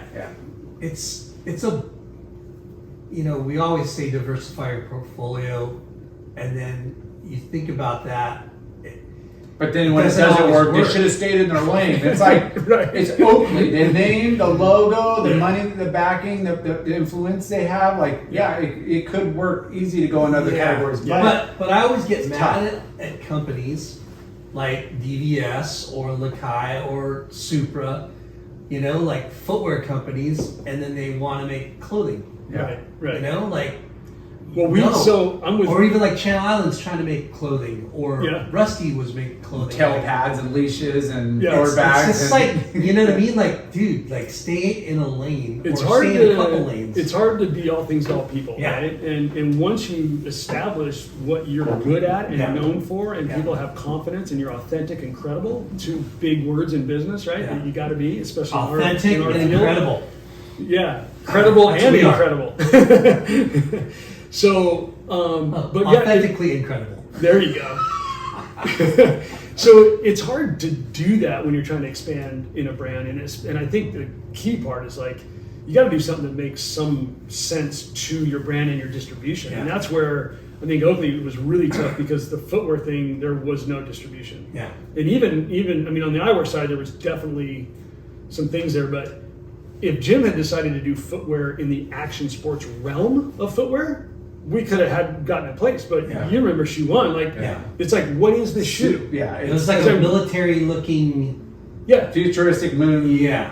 Like dude high top slash GI Joe guy. And if he says, hey, let's just come into the market, what do surfers wear? Let's get a killer sandal. Let's do this. It could have gotten traction. It could have built from this. But he went his way. Yeah, and ironically, then they went into basketball, which kind of made some sense, right? Because obviously from a brand standpoint and from a distribution standpoint, things like that, we were always the company that people used to kind of say, if anybody could kick Nike's ass, it's you guys. So it was like, okay, so the basketball thing, but then again, he didn't do basketball the way like most people would try to do basketball. He tried to do basketball like an Oakley way. So I remember we got one, I'm always forgetting his name, but he was an up and coming player at the time and really hot, like the newest guy. And he agreed to sign up on our footwear program with a shoe that wasn't really a basketball shoe. Like we started making them quote basketball shoes. But my point is that Jim did things very different and very weird, and it was really hard to make them work sometimes. Yeah. And if we did succeed, it was awesome because it was new and exciting and everybody loved it. But there were a lot of times where it just wouldn't work because you didn't have retailers that would be willing to invest in a chance. Yeah. Right. And so those times when you try to strike into that category, those categories are so locked up. Also true, locked up in dollars of orders from dealers, but you're trying to marketing's everything. Yeah. You gotta have a good product, but if you're launching a shoe and every other athlete's locked up in a contract with a real shoe, brand, then you're like, well, how do I get in? How do I get in? Right. The funny thing is, like what you're saying, if anybody can kick Nike's ass, it's Oakley. But Oakley became so, I think, Nike-esque because they really meshed together. Yeah. You know? Well, they were counterparts, so it was hard. Right. Like you guys cover these categories, we cover the other ones. Yes. Right. So now when you start mixing them, that's what lifted up Oakley into the Nike realm because of the association. Well, and when they started eyewear and we started footwear, now you started seeing contracts being written totally different. Yeah. And so that kind of messed up the sponsorship side where you had these synergetic brands that could live together with one another. Now you couldn't. It was like, no, you can't. One or the other. You had to pick one or the other. You can't, they make our product and we make theirs, and so it was different. And it's interesting because we heard that with Rip Curl and Quiksliver at the beginning, like they started and hey, you make wetsuits, we'll make board shorts. Yeah. Right. And that was That was the handshake. Right, the That was handshake the deal. deal. Yeah. And then years later, it's like, Yeah. all right, Yeah. let's gloves are off. Yeah, yeah. Yeah, I think people get into that,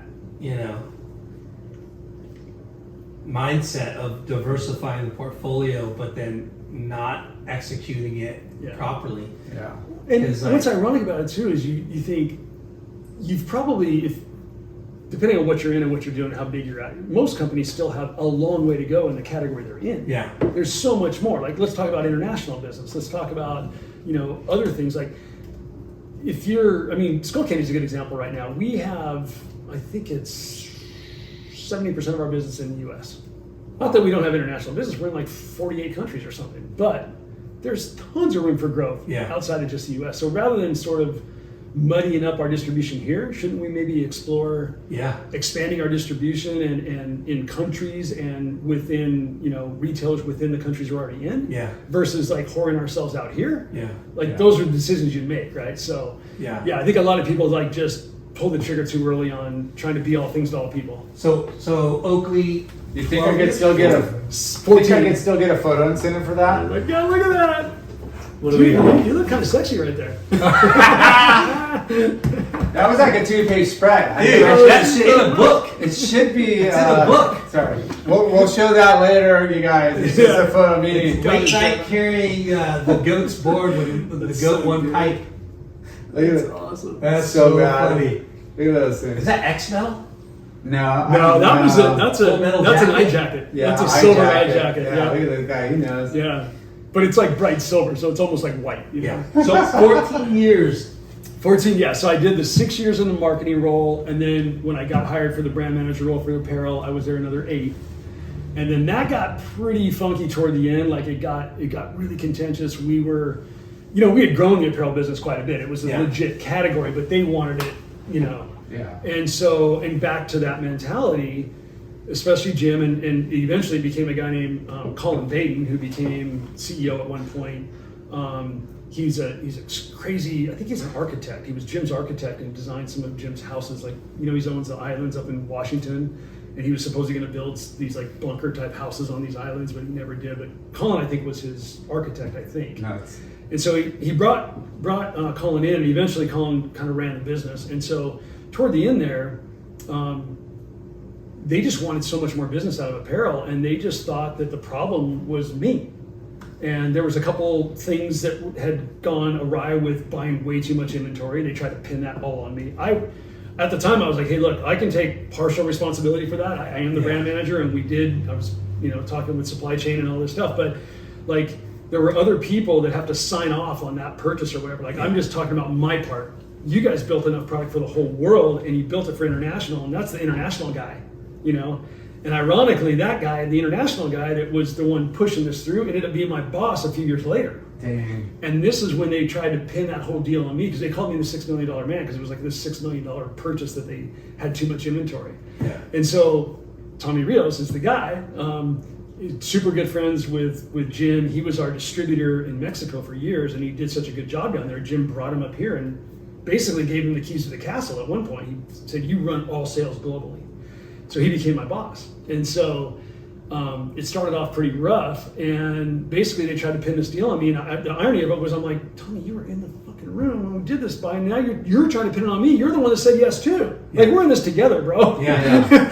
And so he basically at one point, I don't think it was because he wanted to do it, but I think he was getting pressure from other people. So they basically fired me, but they didn't fire me from the company. They said, look, if you want to stay, we'll find another spot for you in the company.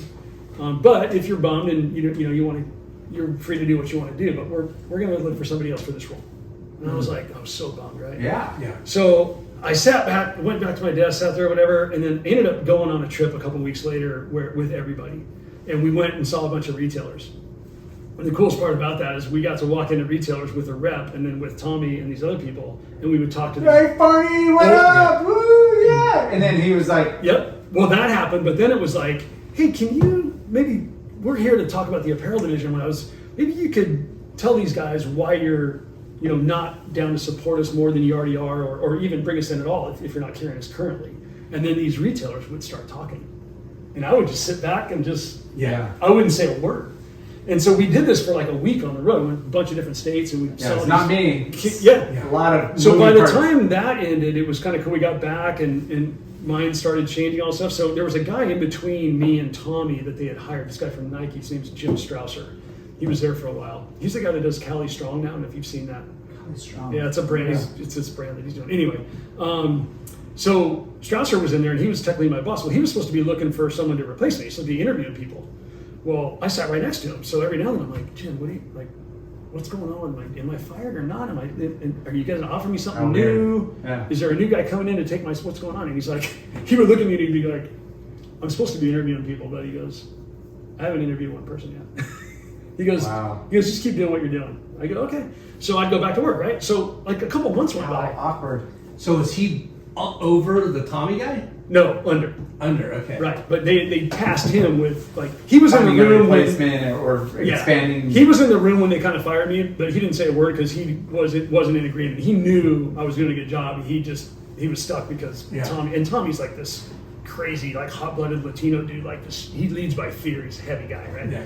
So sounds like a dork to me. Kind of, but we actually ended up like in the beginning. It started off rough, Yeah. and I hated Tommy, right? Yeah.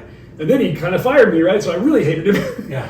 Well, then a couple months went by and they never hired anybody. And long story short, I ended up going. I got super into motocross when I was there, and I started riding a bunch. And so by this point, I had been riding a lot, and I got pretty decent, like for a surf turkey. Like I was an okay moto guy. And Tommy used to be a freaking national champion, like legit. Like this guy was a gnarly motocross guy. Did you guys go ride together? So we ended up riding together this weekend. I went out with some friends. He went out with some friends. We ended up meeting at the track, but I didn't even know he was going to be there. And the funny part was, even though he's super good, he hadn't ridden in years. So I was smoking him on the track, which is unbelievable because like I was riding all the time and he hadn't ridden in like 10 years or something.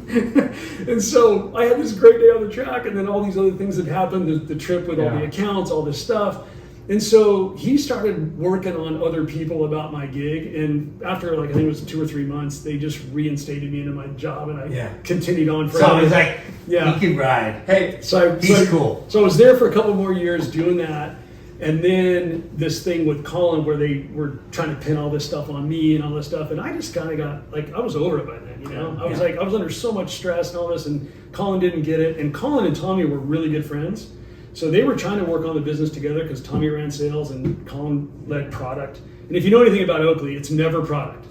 Yeah. It's never product. It's got to be sales. It's got to be sales or marketing because the product is the shit, no matter what. It doesn't matter. You could make this and they're like, it's whatever. Yeah. So it's never product. So it's never going to be Colin's fault because that's his animal, right? And so basically he started getting after like wanting to have me fired, and I was he's because of him, and whatever. And so I ended up having conversations with him and all this stuff. And long story short, by the end of it, Colin kind of figured out all this stuff. Tommy was talking to him, other people on the apparel team were talking to him, and finally he realized it wasn't me. But by then I had been contacted by a guy. You remember Guy Trotter? Yeah. So Guy Trotter was working for me well, not at the time, but had worked for me, and he had left.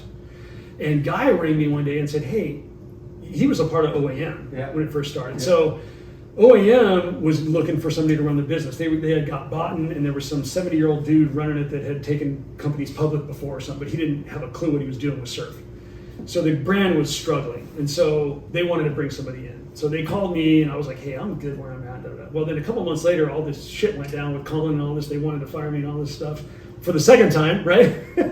And so I was like, okay, now I'm interested. And because the guy said, look, he called me back a second time. He goes, look, we really, really want you. Your name keeps coming up. You're the guy, blah, blah, blah. I said, great, that's awesome. But I would need to have an ownership stake in this for me to consider it. And they're like, we can do that. So I'm like, okay. So then we found some other investors and me. So there was 4 of us.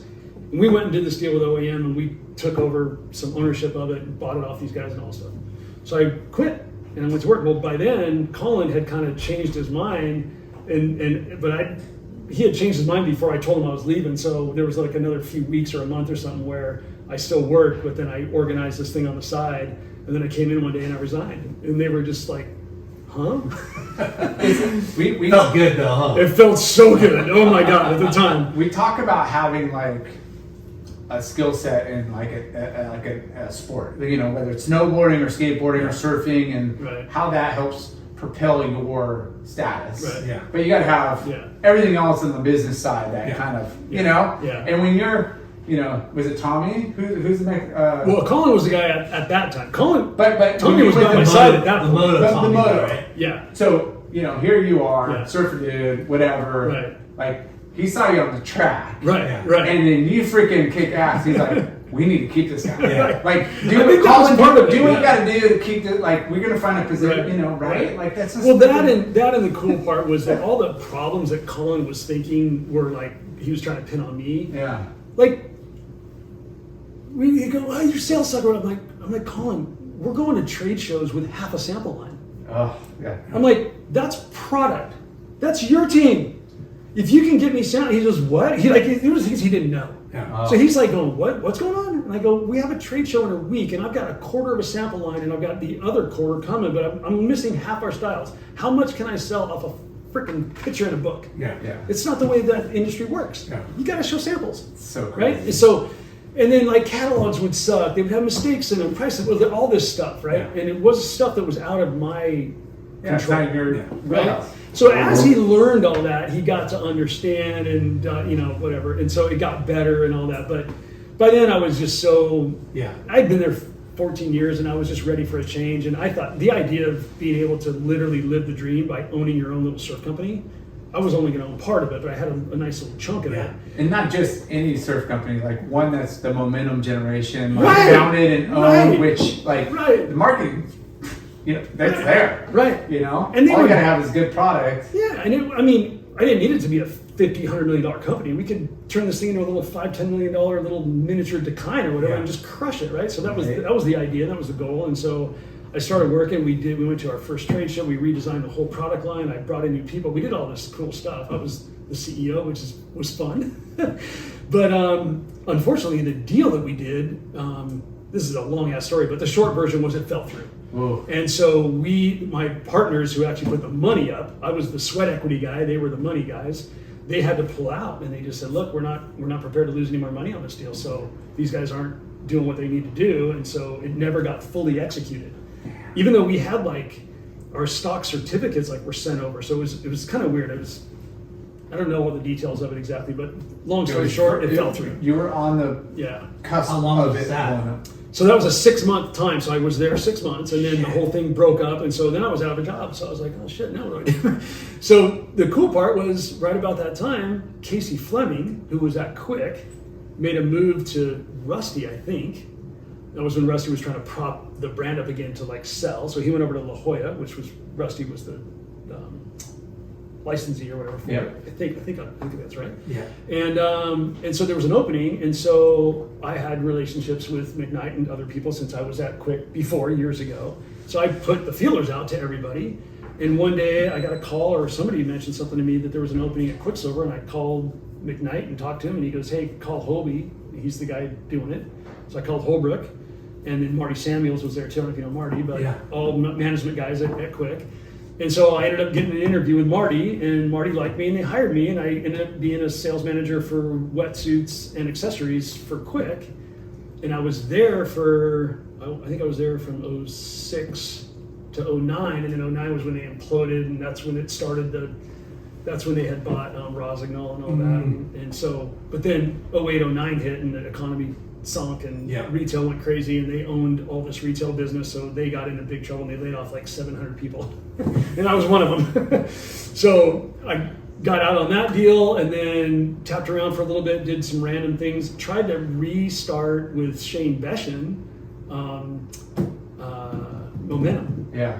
Or wait, Monument. Sorry, Yeah. yeah. So the Monument brand was coming back. Dean Reynolds ended up moving into my track where I live in San Clemente, like 4 doors down from me. What? Do you remember Dean Reynolds? Yeah. Yeah. So Dean moved in. I'm like, this is weird. So we were chatting one day, and he mentioned something. He was talking to Beshin about this thing, and they're going to bring back Monument. And he goes, "Dude, you should call Shane about that." So Yeah. I did. I ended up taking a trip to New York because the guys that now own Monument were these New York Armento guys, which was a Yeah. little sketchy, but I was like, I need a job. Yeah, but they might have money and they might have good, you know. Exactly. And they got all the back end stuff, channel. and the factory stuff's all done. These guys were licensees for a bunch of other brands. And so again, I had this really long interview with them, but they hired me on the spot, and so we started this momentum thing, and or monument thing. Yeah. And I keep saying that because you talked about the movie. I know. Yeah. Momentum generation. So anyway, Monument. but Yeah. Monument was rad, and I brought in when we were starting this whole thing, redesigning the line and fixing it up and doing all these things, and I brought in Aaron Hennings, who was Stan's guy, right? But Aaron was at Billabong at the time, so I had him on the side trying to help me with his design and stuff. So we started that whole deal, but then those guys decided they had taken the Monument line and created a boys line, and they were selling it to one big department store guy. The name. The brand, the actual product. Yeah. Just the actual kids' product, clothes. but only kids line, boys line.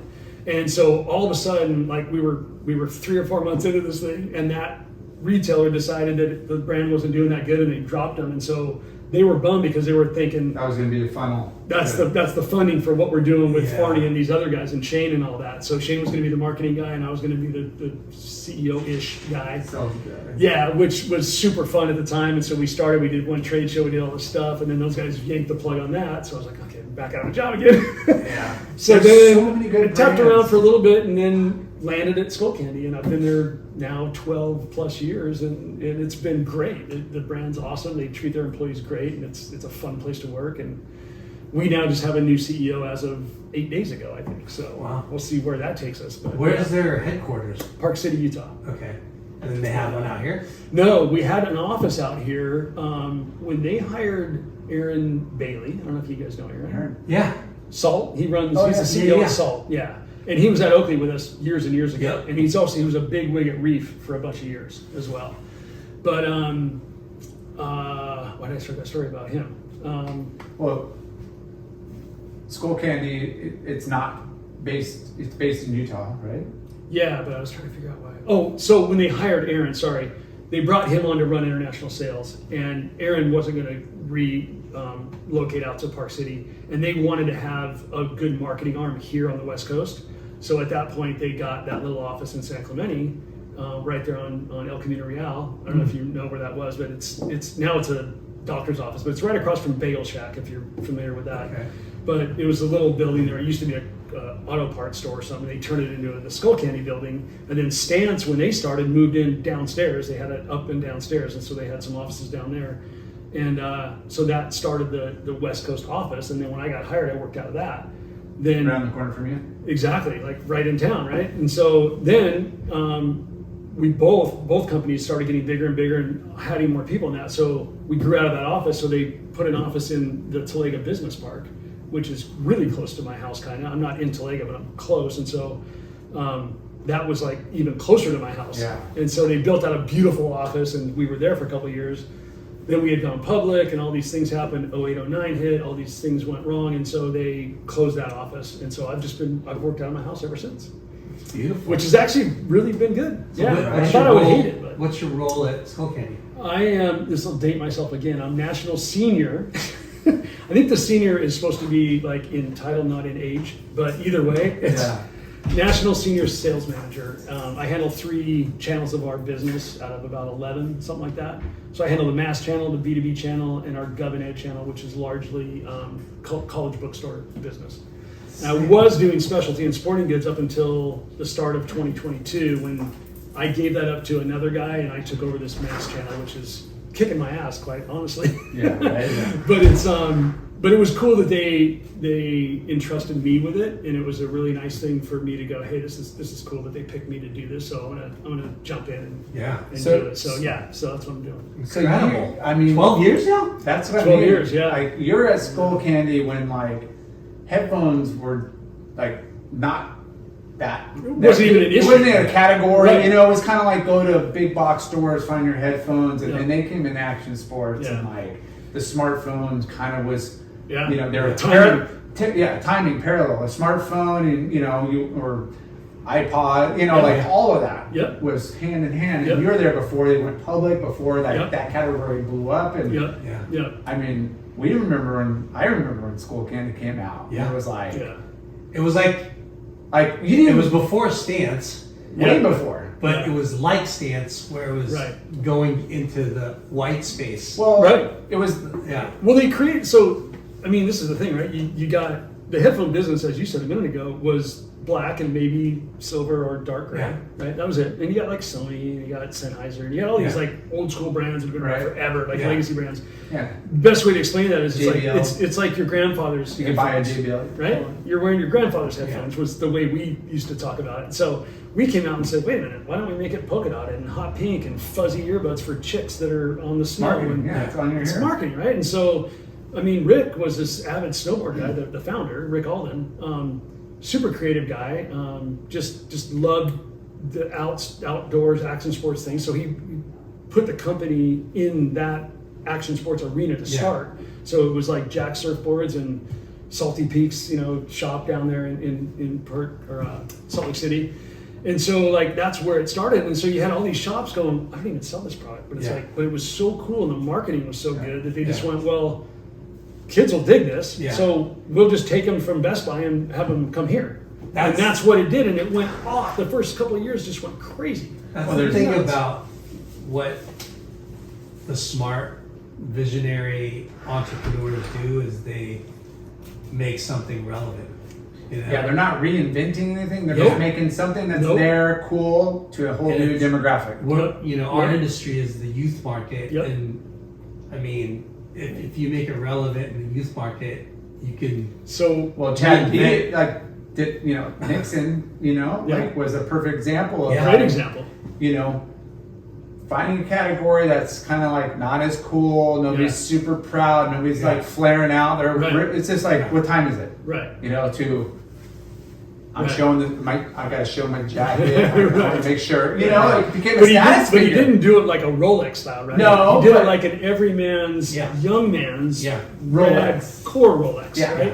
And that was his feasible for The watch for the general youth folk. of today. thing. Right, right. And But with so- a marketing vibe that kid relates to, right? The other guys that wear this watch are guys like me, Yeah. right? That's why I relate to it. And they did the same thing with Stance. I mean, Rick Alden and Jeff Curl, two main guys behind Stance, they used to walk. I can't remember which store it was. It's either Walmart or one other big retailer. I forgot which one it was. I think it was Walmart. But they used to just walk aisles and just look at all products. And they came up with the idea for Stance by doing that. Yeah. It was actually Rick's idea, which was the Skullcandy guy, but he was deep into Skullcandy and that. So he's like, hey, Jeff, if you think this is viable, go do it. And just make sure I'm a part of it. I'm just an investor or whatever. Yeah. And so Jeff went out and got John Wilson and Aaron Hennings and Ryan Kingman and I'm forgetting one guy, Taylor, the production guy. Yeah. And they formed that little 6-man team or whatever and started Stance. And look at them. They're fucking, I mean, they've had their After struggles, they but did Skullcandy. after Skullcandy, Sons of bitches. Yeah, they'd already done Serial something, right? entrepreneurs. Yeah, but it's again, it's just looking at what's out there, Yeah. knowing your demographic, knowing the marketing, which is that youth, and freaking having the right people. Brad Blankenship told us his same kind of thing that he walked CVS and he walked What can I Walmart do? and Target. What can I do? Yeah. And you Dude, know, ever since I heard that story, I do it. I walk in, I go, what company can I start? But I want to start it in certain, right? I want to start it with the people I know, right? But I need a product that they don't already have, but that is relevant. Yeah. So what the frick is that? It's hard to come up with it's what when it you is. finally give up and look somewhere, and it might not even pertain to surfing, but it can. Right. And that's what it is. Right. Right. Yeah. All of a sudden you're like, holy shit! Yeah. Every surfer needs that. Yeah. Right. Brad was like the Playmate, the most successful cooler ever known to human existence, and it sells for $19.95 at whatever color at the general store, and then we slap a Action Davis. Sports logo, and then now it's worth 40 something. Well, our new And it's like- CEO was at Board Riders. Yeah. Brian Garofalo. Right? Yeah. You know Brian? Yeah. Right? Is he there now? He's our new CEO. Oh, awesome. Yeah, and I don't know him. I know of him. I know his Yeah. name, but I've never met him. Yeah. But he was at Board Riders and then went to Igloo, right? And then he did some collabs with Quickie on they had the cooler that looked like a VW bus. Yeah. Right? And then now he got promoted. Igloo's owned by Dometic. Dometic's a bigger brand that does like refrigeration systems for like mobile homes and RVs and all that kind of stuff. They do everything from like crazy refrigerators like this down to like little things that just keep a 6-pack cold. But so he's now the brand manager for Dominated, the whole thing, or he was. Yeah. And we just stole him, and he's now our guy. So we're gonna see what ideas he has with Skullcandy. So wait, he just started working for Skullcandy? Yeah, like 8 days ago. How freaking funny! Yeah. Crazy. Yeah. What a small world. Yeah. So I'm really interested.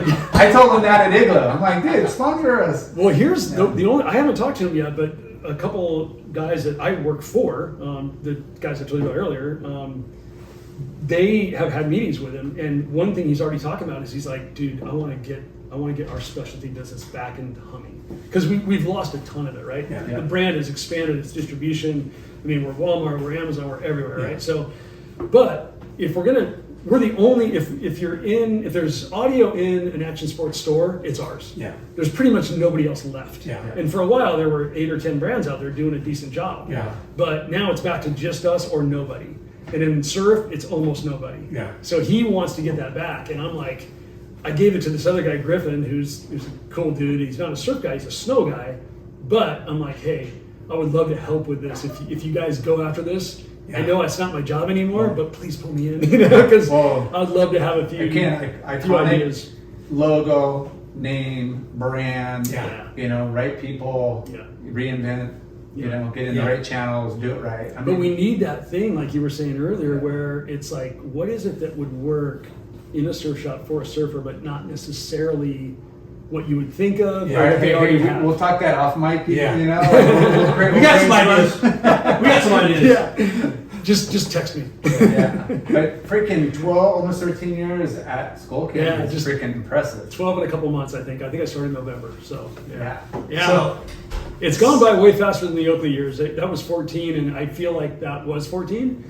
I don't know why. But now, like the last 12, I think as you get older, just time flow goes faster. I feel like I feel like a summer goes by in a month, and it's like 3 or 4 months, and it's gone. So yeah. So down to some important questions. Yes. West Coast Board Riders Club. Are you surfing for any clubs? Nope. I keep getting asked. Here's the good news. I keep getting asked. I'm super happy that people ask me. Yeah. I'm like, I must be decent enough to where they still want me on the team. Bobby the Lockhart is in Huntington, even though he lives in Laguna. He's on HB team. Right. Yeah, well, everybody. Someday you have to do like a special appearance or something. Yeah, we can't have this guy surf. Everybody keeps saying, "Come on, you just," and I'm like, and I don't know how to explain this, but when I first quit touring, right, the very first thing I missed, I think it was a Japanese event. I think I was supposed to go to Japan, and I just went, I'm not going, I quit. so I just didn't go. Yeah. And I realized at one point I was out surfing Bolsa Chica. I was surfing 33, and I realized that whatever time it was in Japan my heat was in the water. And so I was like, okay, it's too late. I'm done. I'm tapped, right? Yeah. I'm never going to get those points back, whatever. It's done. And once I got over that little hump of feeling really weird and nervous about not being there, and like, what do you call it, FOMO? Yeah. Right, that whole deal. I got into this mindset where I just wanted to just be a surfer again. I didn't want any of the constrictions of competitive surfing. And I've been that way ever since. And I'm 57 now. So like that's been 30 something years. Yeah. And so, and I still am in that mindset. I don't know. I love watching contests. Yeah. I love watching the World Tour. I'll go down and watch the things you guys surf in. But I have no desire to put on a jersey and go out. I have no idea why. And I don't know, it feels weird. Even if I went out and won the thing, I still think I'd be like, yeah, that was cool, but like, I just don't enjoy the process anymore. Yeah. Which you haven't done I haven't put on a jersey, like an event or anything. I haven't put on a jersey since I quit the tour. What a trip! Not one. I haven't surfed one heat. Yeah. I could relate. I don't need to prove anything. I don't really have the desire, but I'll do the 70s event. Right. I'll do the 80s just because it's novelty and it's fun. You do the city contest, and I do the board riders. This guy. You know what I would almost do if I were to do one thing, I might maybe do like a longboard thing if it was at a sick longboard weight, because I love longboarding and I have a sick old school like full on glass single like 50-50 rail like a log. Yeah. And I love it, and I'm okay. I'm not Joel Tudor, but Yeah. I'm all right, and I have fun. Have- So I might do that just for fun to see how I did against like good guys. Yeah. Have But- you surfed the So wave good. pool? I've never surfed Kelly's pool. My very first contest ever on the pro tour was a wave pool. No way. I got ninth, Where? Allentown, Pennsylvania. No Pennsylvania. way. It was at the time ASP, not WSL, ASP World Tour event, Allentown, Pennsylvania, first event of the year. I went and got ninth, and then I flew to South Africa and got ninth there. And that's what I said earlier. I was on Yeah. fire at my first event. Yeah. Yeah, but the wave pool in Allentown, shockingly bad. Like Yeah. it's Shocking. pretty much like the Was one it the in one that Irvine, kind of. Carol won, or was it? Did Carol win or Derek? Derek and Carol were in the final. Huh. And I don't remember. I but think I just remember how Tommy bad it was. won. Yeah. Either Tommy or Derek. Yeah. One of the two. So bad. They were the smallest, lightest weight Yeah. guys. Yeah. Yeah. And I got lucky in a couple of heats. I think I beat Elko, and he was bigger. You gnarly, caught a right? set wave. And Yeah. and then I think I had Sean, and he was kind of bigger and heavier too. So those guys. So had you a- never surfed Kelly's. You never surfed Wake Up. No, and I want Kelly. Are you listening to this? I want an better invite. I want an invite. I don't have 50 grand laying around to pay for that freaking thing. It's like 85 now. It's 80 something now. Oh, okay, my bad. Yeah. I don't have 85 sitting around. But you split it between a bunch of dudes. Yeah. Yeah, but I don't even have You that. can throw So- Skullcandy to that. Yeah, player. I got 2 kids, a mortgage, I got all kinds of shit. But I do want to get barreled at the Kelly Slater wave pool. So Yeah, we do. if there's a way to get me there, you should invite me. Yeah, you should. Yeah, we should. Well, there's going to be soon to be a bunch of pools. Hopefully, They're within popping up driving- everywhere, yeah. right? Within driving distance. Palm Yeah. Springs Surf Club. Yeah. Hopefully this year. Yeah. That'd be amazing. Is it so?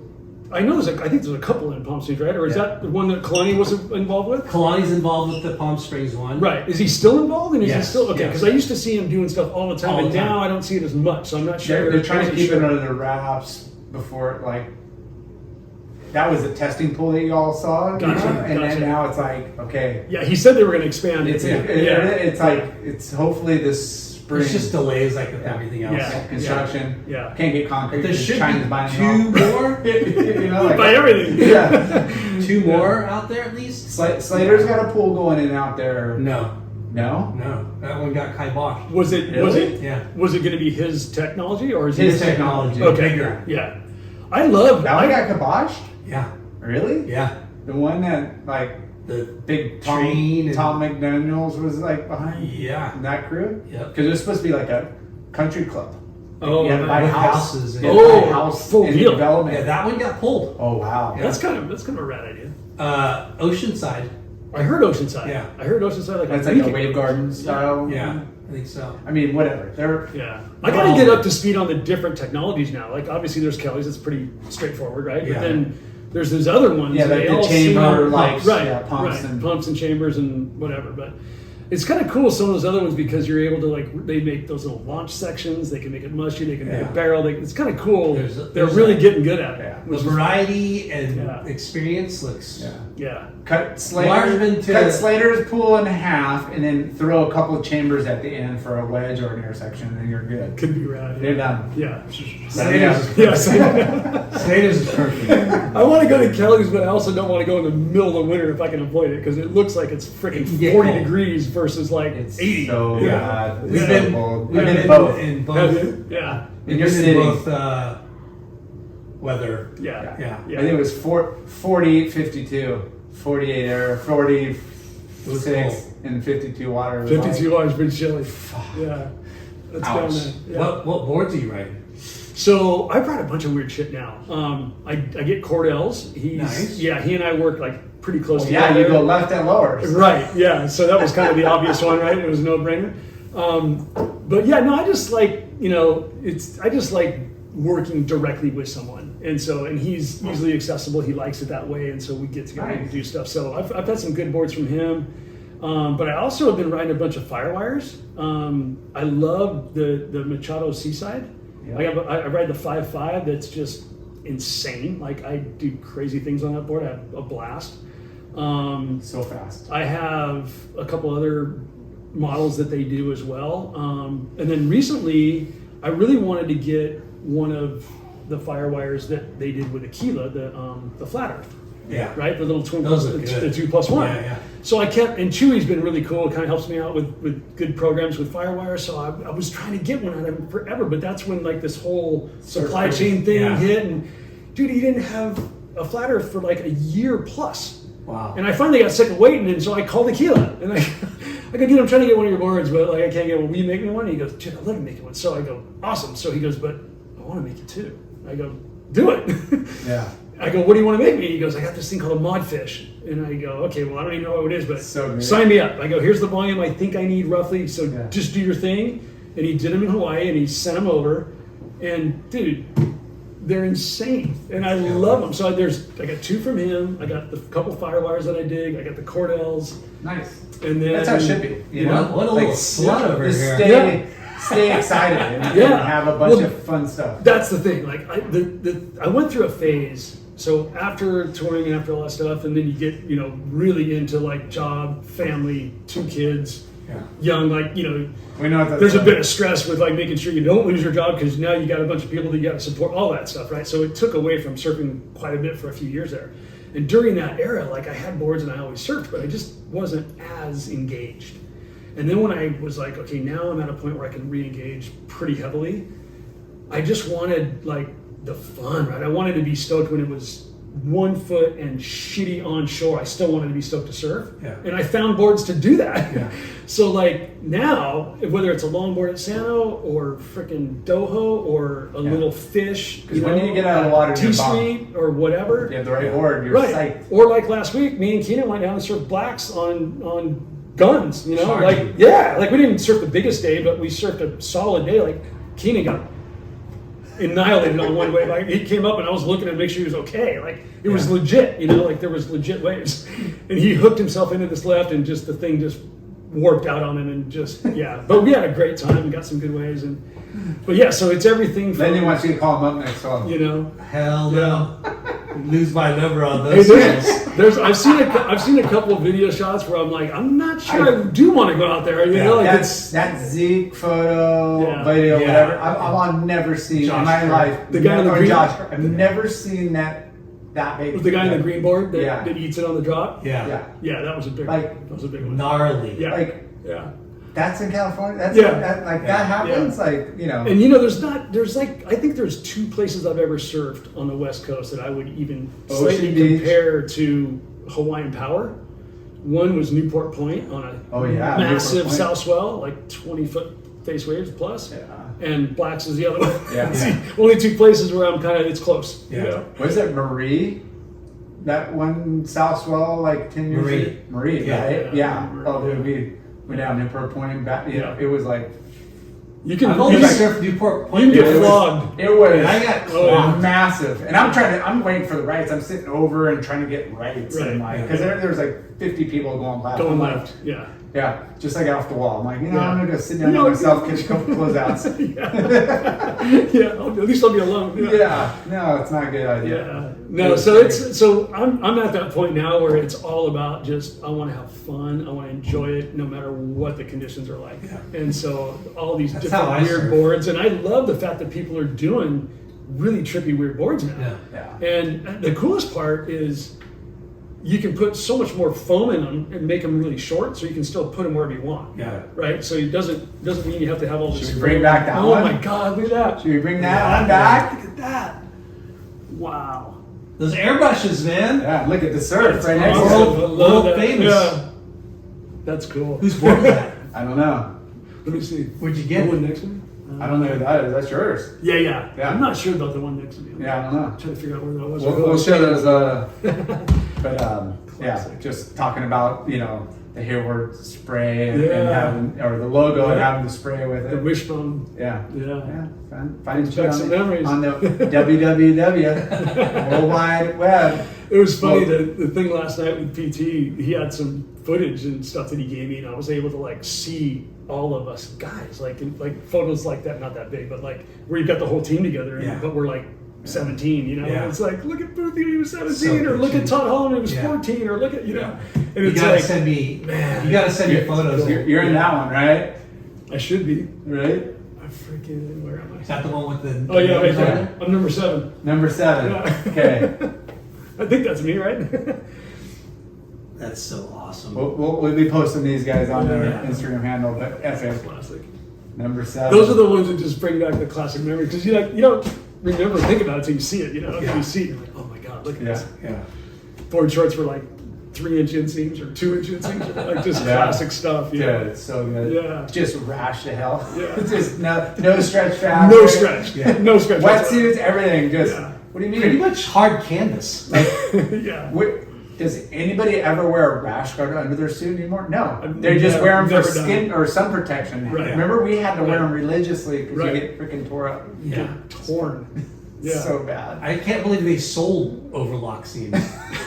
Right? And we used to buy them. Well, that's how Remember- how clothing's made. So Yeah. that's how we'll just make it. Remember Bailey was like one of the first suits that came with like a carpety material on the inside, right? Like that one, like now they put Yeah. like Yeah. the copper stuff and all these different Yeah. things to make it warm. The Well, fleece. it was kind of like that, but it was like some material that was almost like carpeting, and it was in your pit, and it was like, dude, I don't know why you put this in here, but it's way worse than just regular neoprene. Yeah. Like, Yeah. it's- Dude, yeah. rashed. But Bailey was like the shit, they were like Yeah. the cool suits. How So funny. yeah. Well, shit, Dude, Balls. I know it's this is, we've been amazing. cranking 3 hours now. Holy crap. I know when you guys said you might take a couple hours, I'm like, what can we talk about for that long? I guess there's a lot You've to, had there's a long ton to talk history about. not I mean- just in the surf world, but in the industry. Yeah. Well, I guess when you realize you're 57 now, there's a lot to talk about, Yeah. right? Which is good, maybe bad a little bit, but yeah, Yeah. it's weird. I never thought I'd be 57. Not like I didn't think I'd make it. I just never imagined Yeah. what 57 would be like, Yeah. or 58 or whatever, fucking crazy. anywhere in this realm. It's like I still can't believe I'm there because if you ask my wife or my kids, they think I'm like a 12-year-old. Like Amen. That's how it should be. Yeah. Yeah, mentally I'm still a grom. Yeah. So I love that. Yeah, my wife has 4 kids. I always say I'm the 4th kid because Right. Yeah. Thanks, Yeah. Mom. She says that Why- too. Yeah. So you have 3? I have 3. Wow, you're bold. I Busy. got 2, and that's plenty. We're, Yeah. we're still in man-on-man defense. We haven't had to go zone yet. How old are your kids now? So both graduated college. I got 25, Wow. and my youngest 22 just graduated.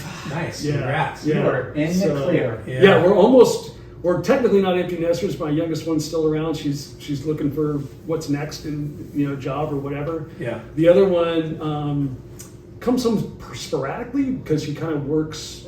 She can work wherever she wants. She's working for a VC company, which is really cool. So she was living in the Bay Area for a while in the city, in San Francisco, and then now she's living in New York. Wow. Which is wild because it's freezing, number one, and it's crazy there, right? Yeah. I mean, New York's a nutcase right now. Well, any of the So- big cities are kind of gnarly right Exactly. now. And as dad, I get terrified that she's there, but she's having a blast. She's got a bunch of friends there, so they're having a good time. And I just keep my fingers crossed that Yeah. nothing crazy goes down. So That's all you could ask for. yeah, exactly. But We survived a bunch of crazy shit. YMA, Yeah. close out YMA. Yeah. Yeah, you could probably, no. She's- It is a bunch of psychos out there, and you Yeah. want them to be, aware. Yeah, that's just what I tell her. I aware, go, if nothing else, just be aware of your surroundings, because then you can, God forbid, at least get away from a bad situation. Yeah, for if, sure. if you need to. So, but other than that, I mean, they're doing great. They're both doing their thing, and me and Di are trying to figure out what's next exactly. Yeah. Like sooner or later, Hannah will move on and move out and do her thing, and then it's Party empty time. nesters, and it's just like. We'll see you on the North Shore, bro. Yeah, I hope you'll see me more often in tropical, warm places, getting Yeah. barreled somewhere. Yeah. That's the goal. That's the goal. Yeah, That's it. definitely. That's what we live for. Yeah, for sure. Farny, Dude. thanks for sitting down and Freaking sharing your story. awesome. Hey, my pleasure. One of Huntington Beach finest. Yeah, Thank you. congratulations Thank you. on everything. Yeah, where you're at. Thank you. Thanks And for the invite. keep ripping. I'm stoked to come and chat and Hey, relive. we'll split the peak next time in Lower. Yeah. Yes, we will. That's another thing those guys don't learn. Chaos. Split the freaking peak, Yeah. right? Like all these guys, and they're like, you could easily split this with me, but no, you want the whole way. Yeah. So Take left, go right. I like the Come split. on. Yeah, I like the split. All right. Well, we'll leave it at that. Thank you guys. Thank you. Thanks, everyone. Thanks, dude. Peace. Awesome. Dude, that was solid. Cool. I hope it does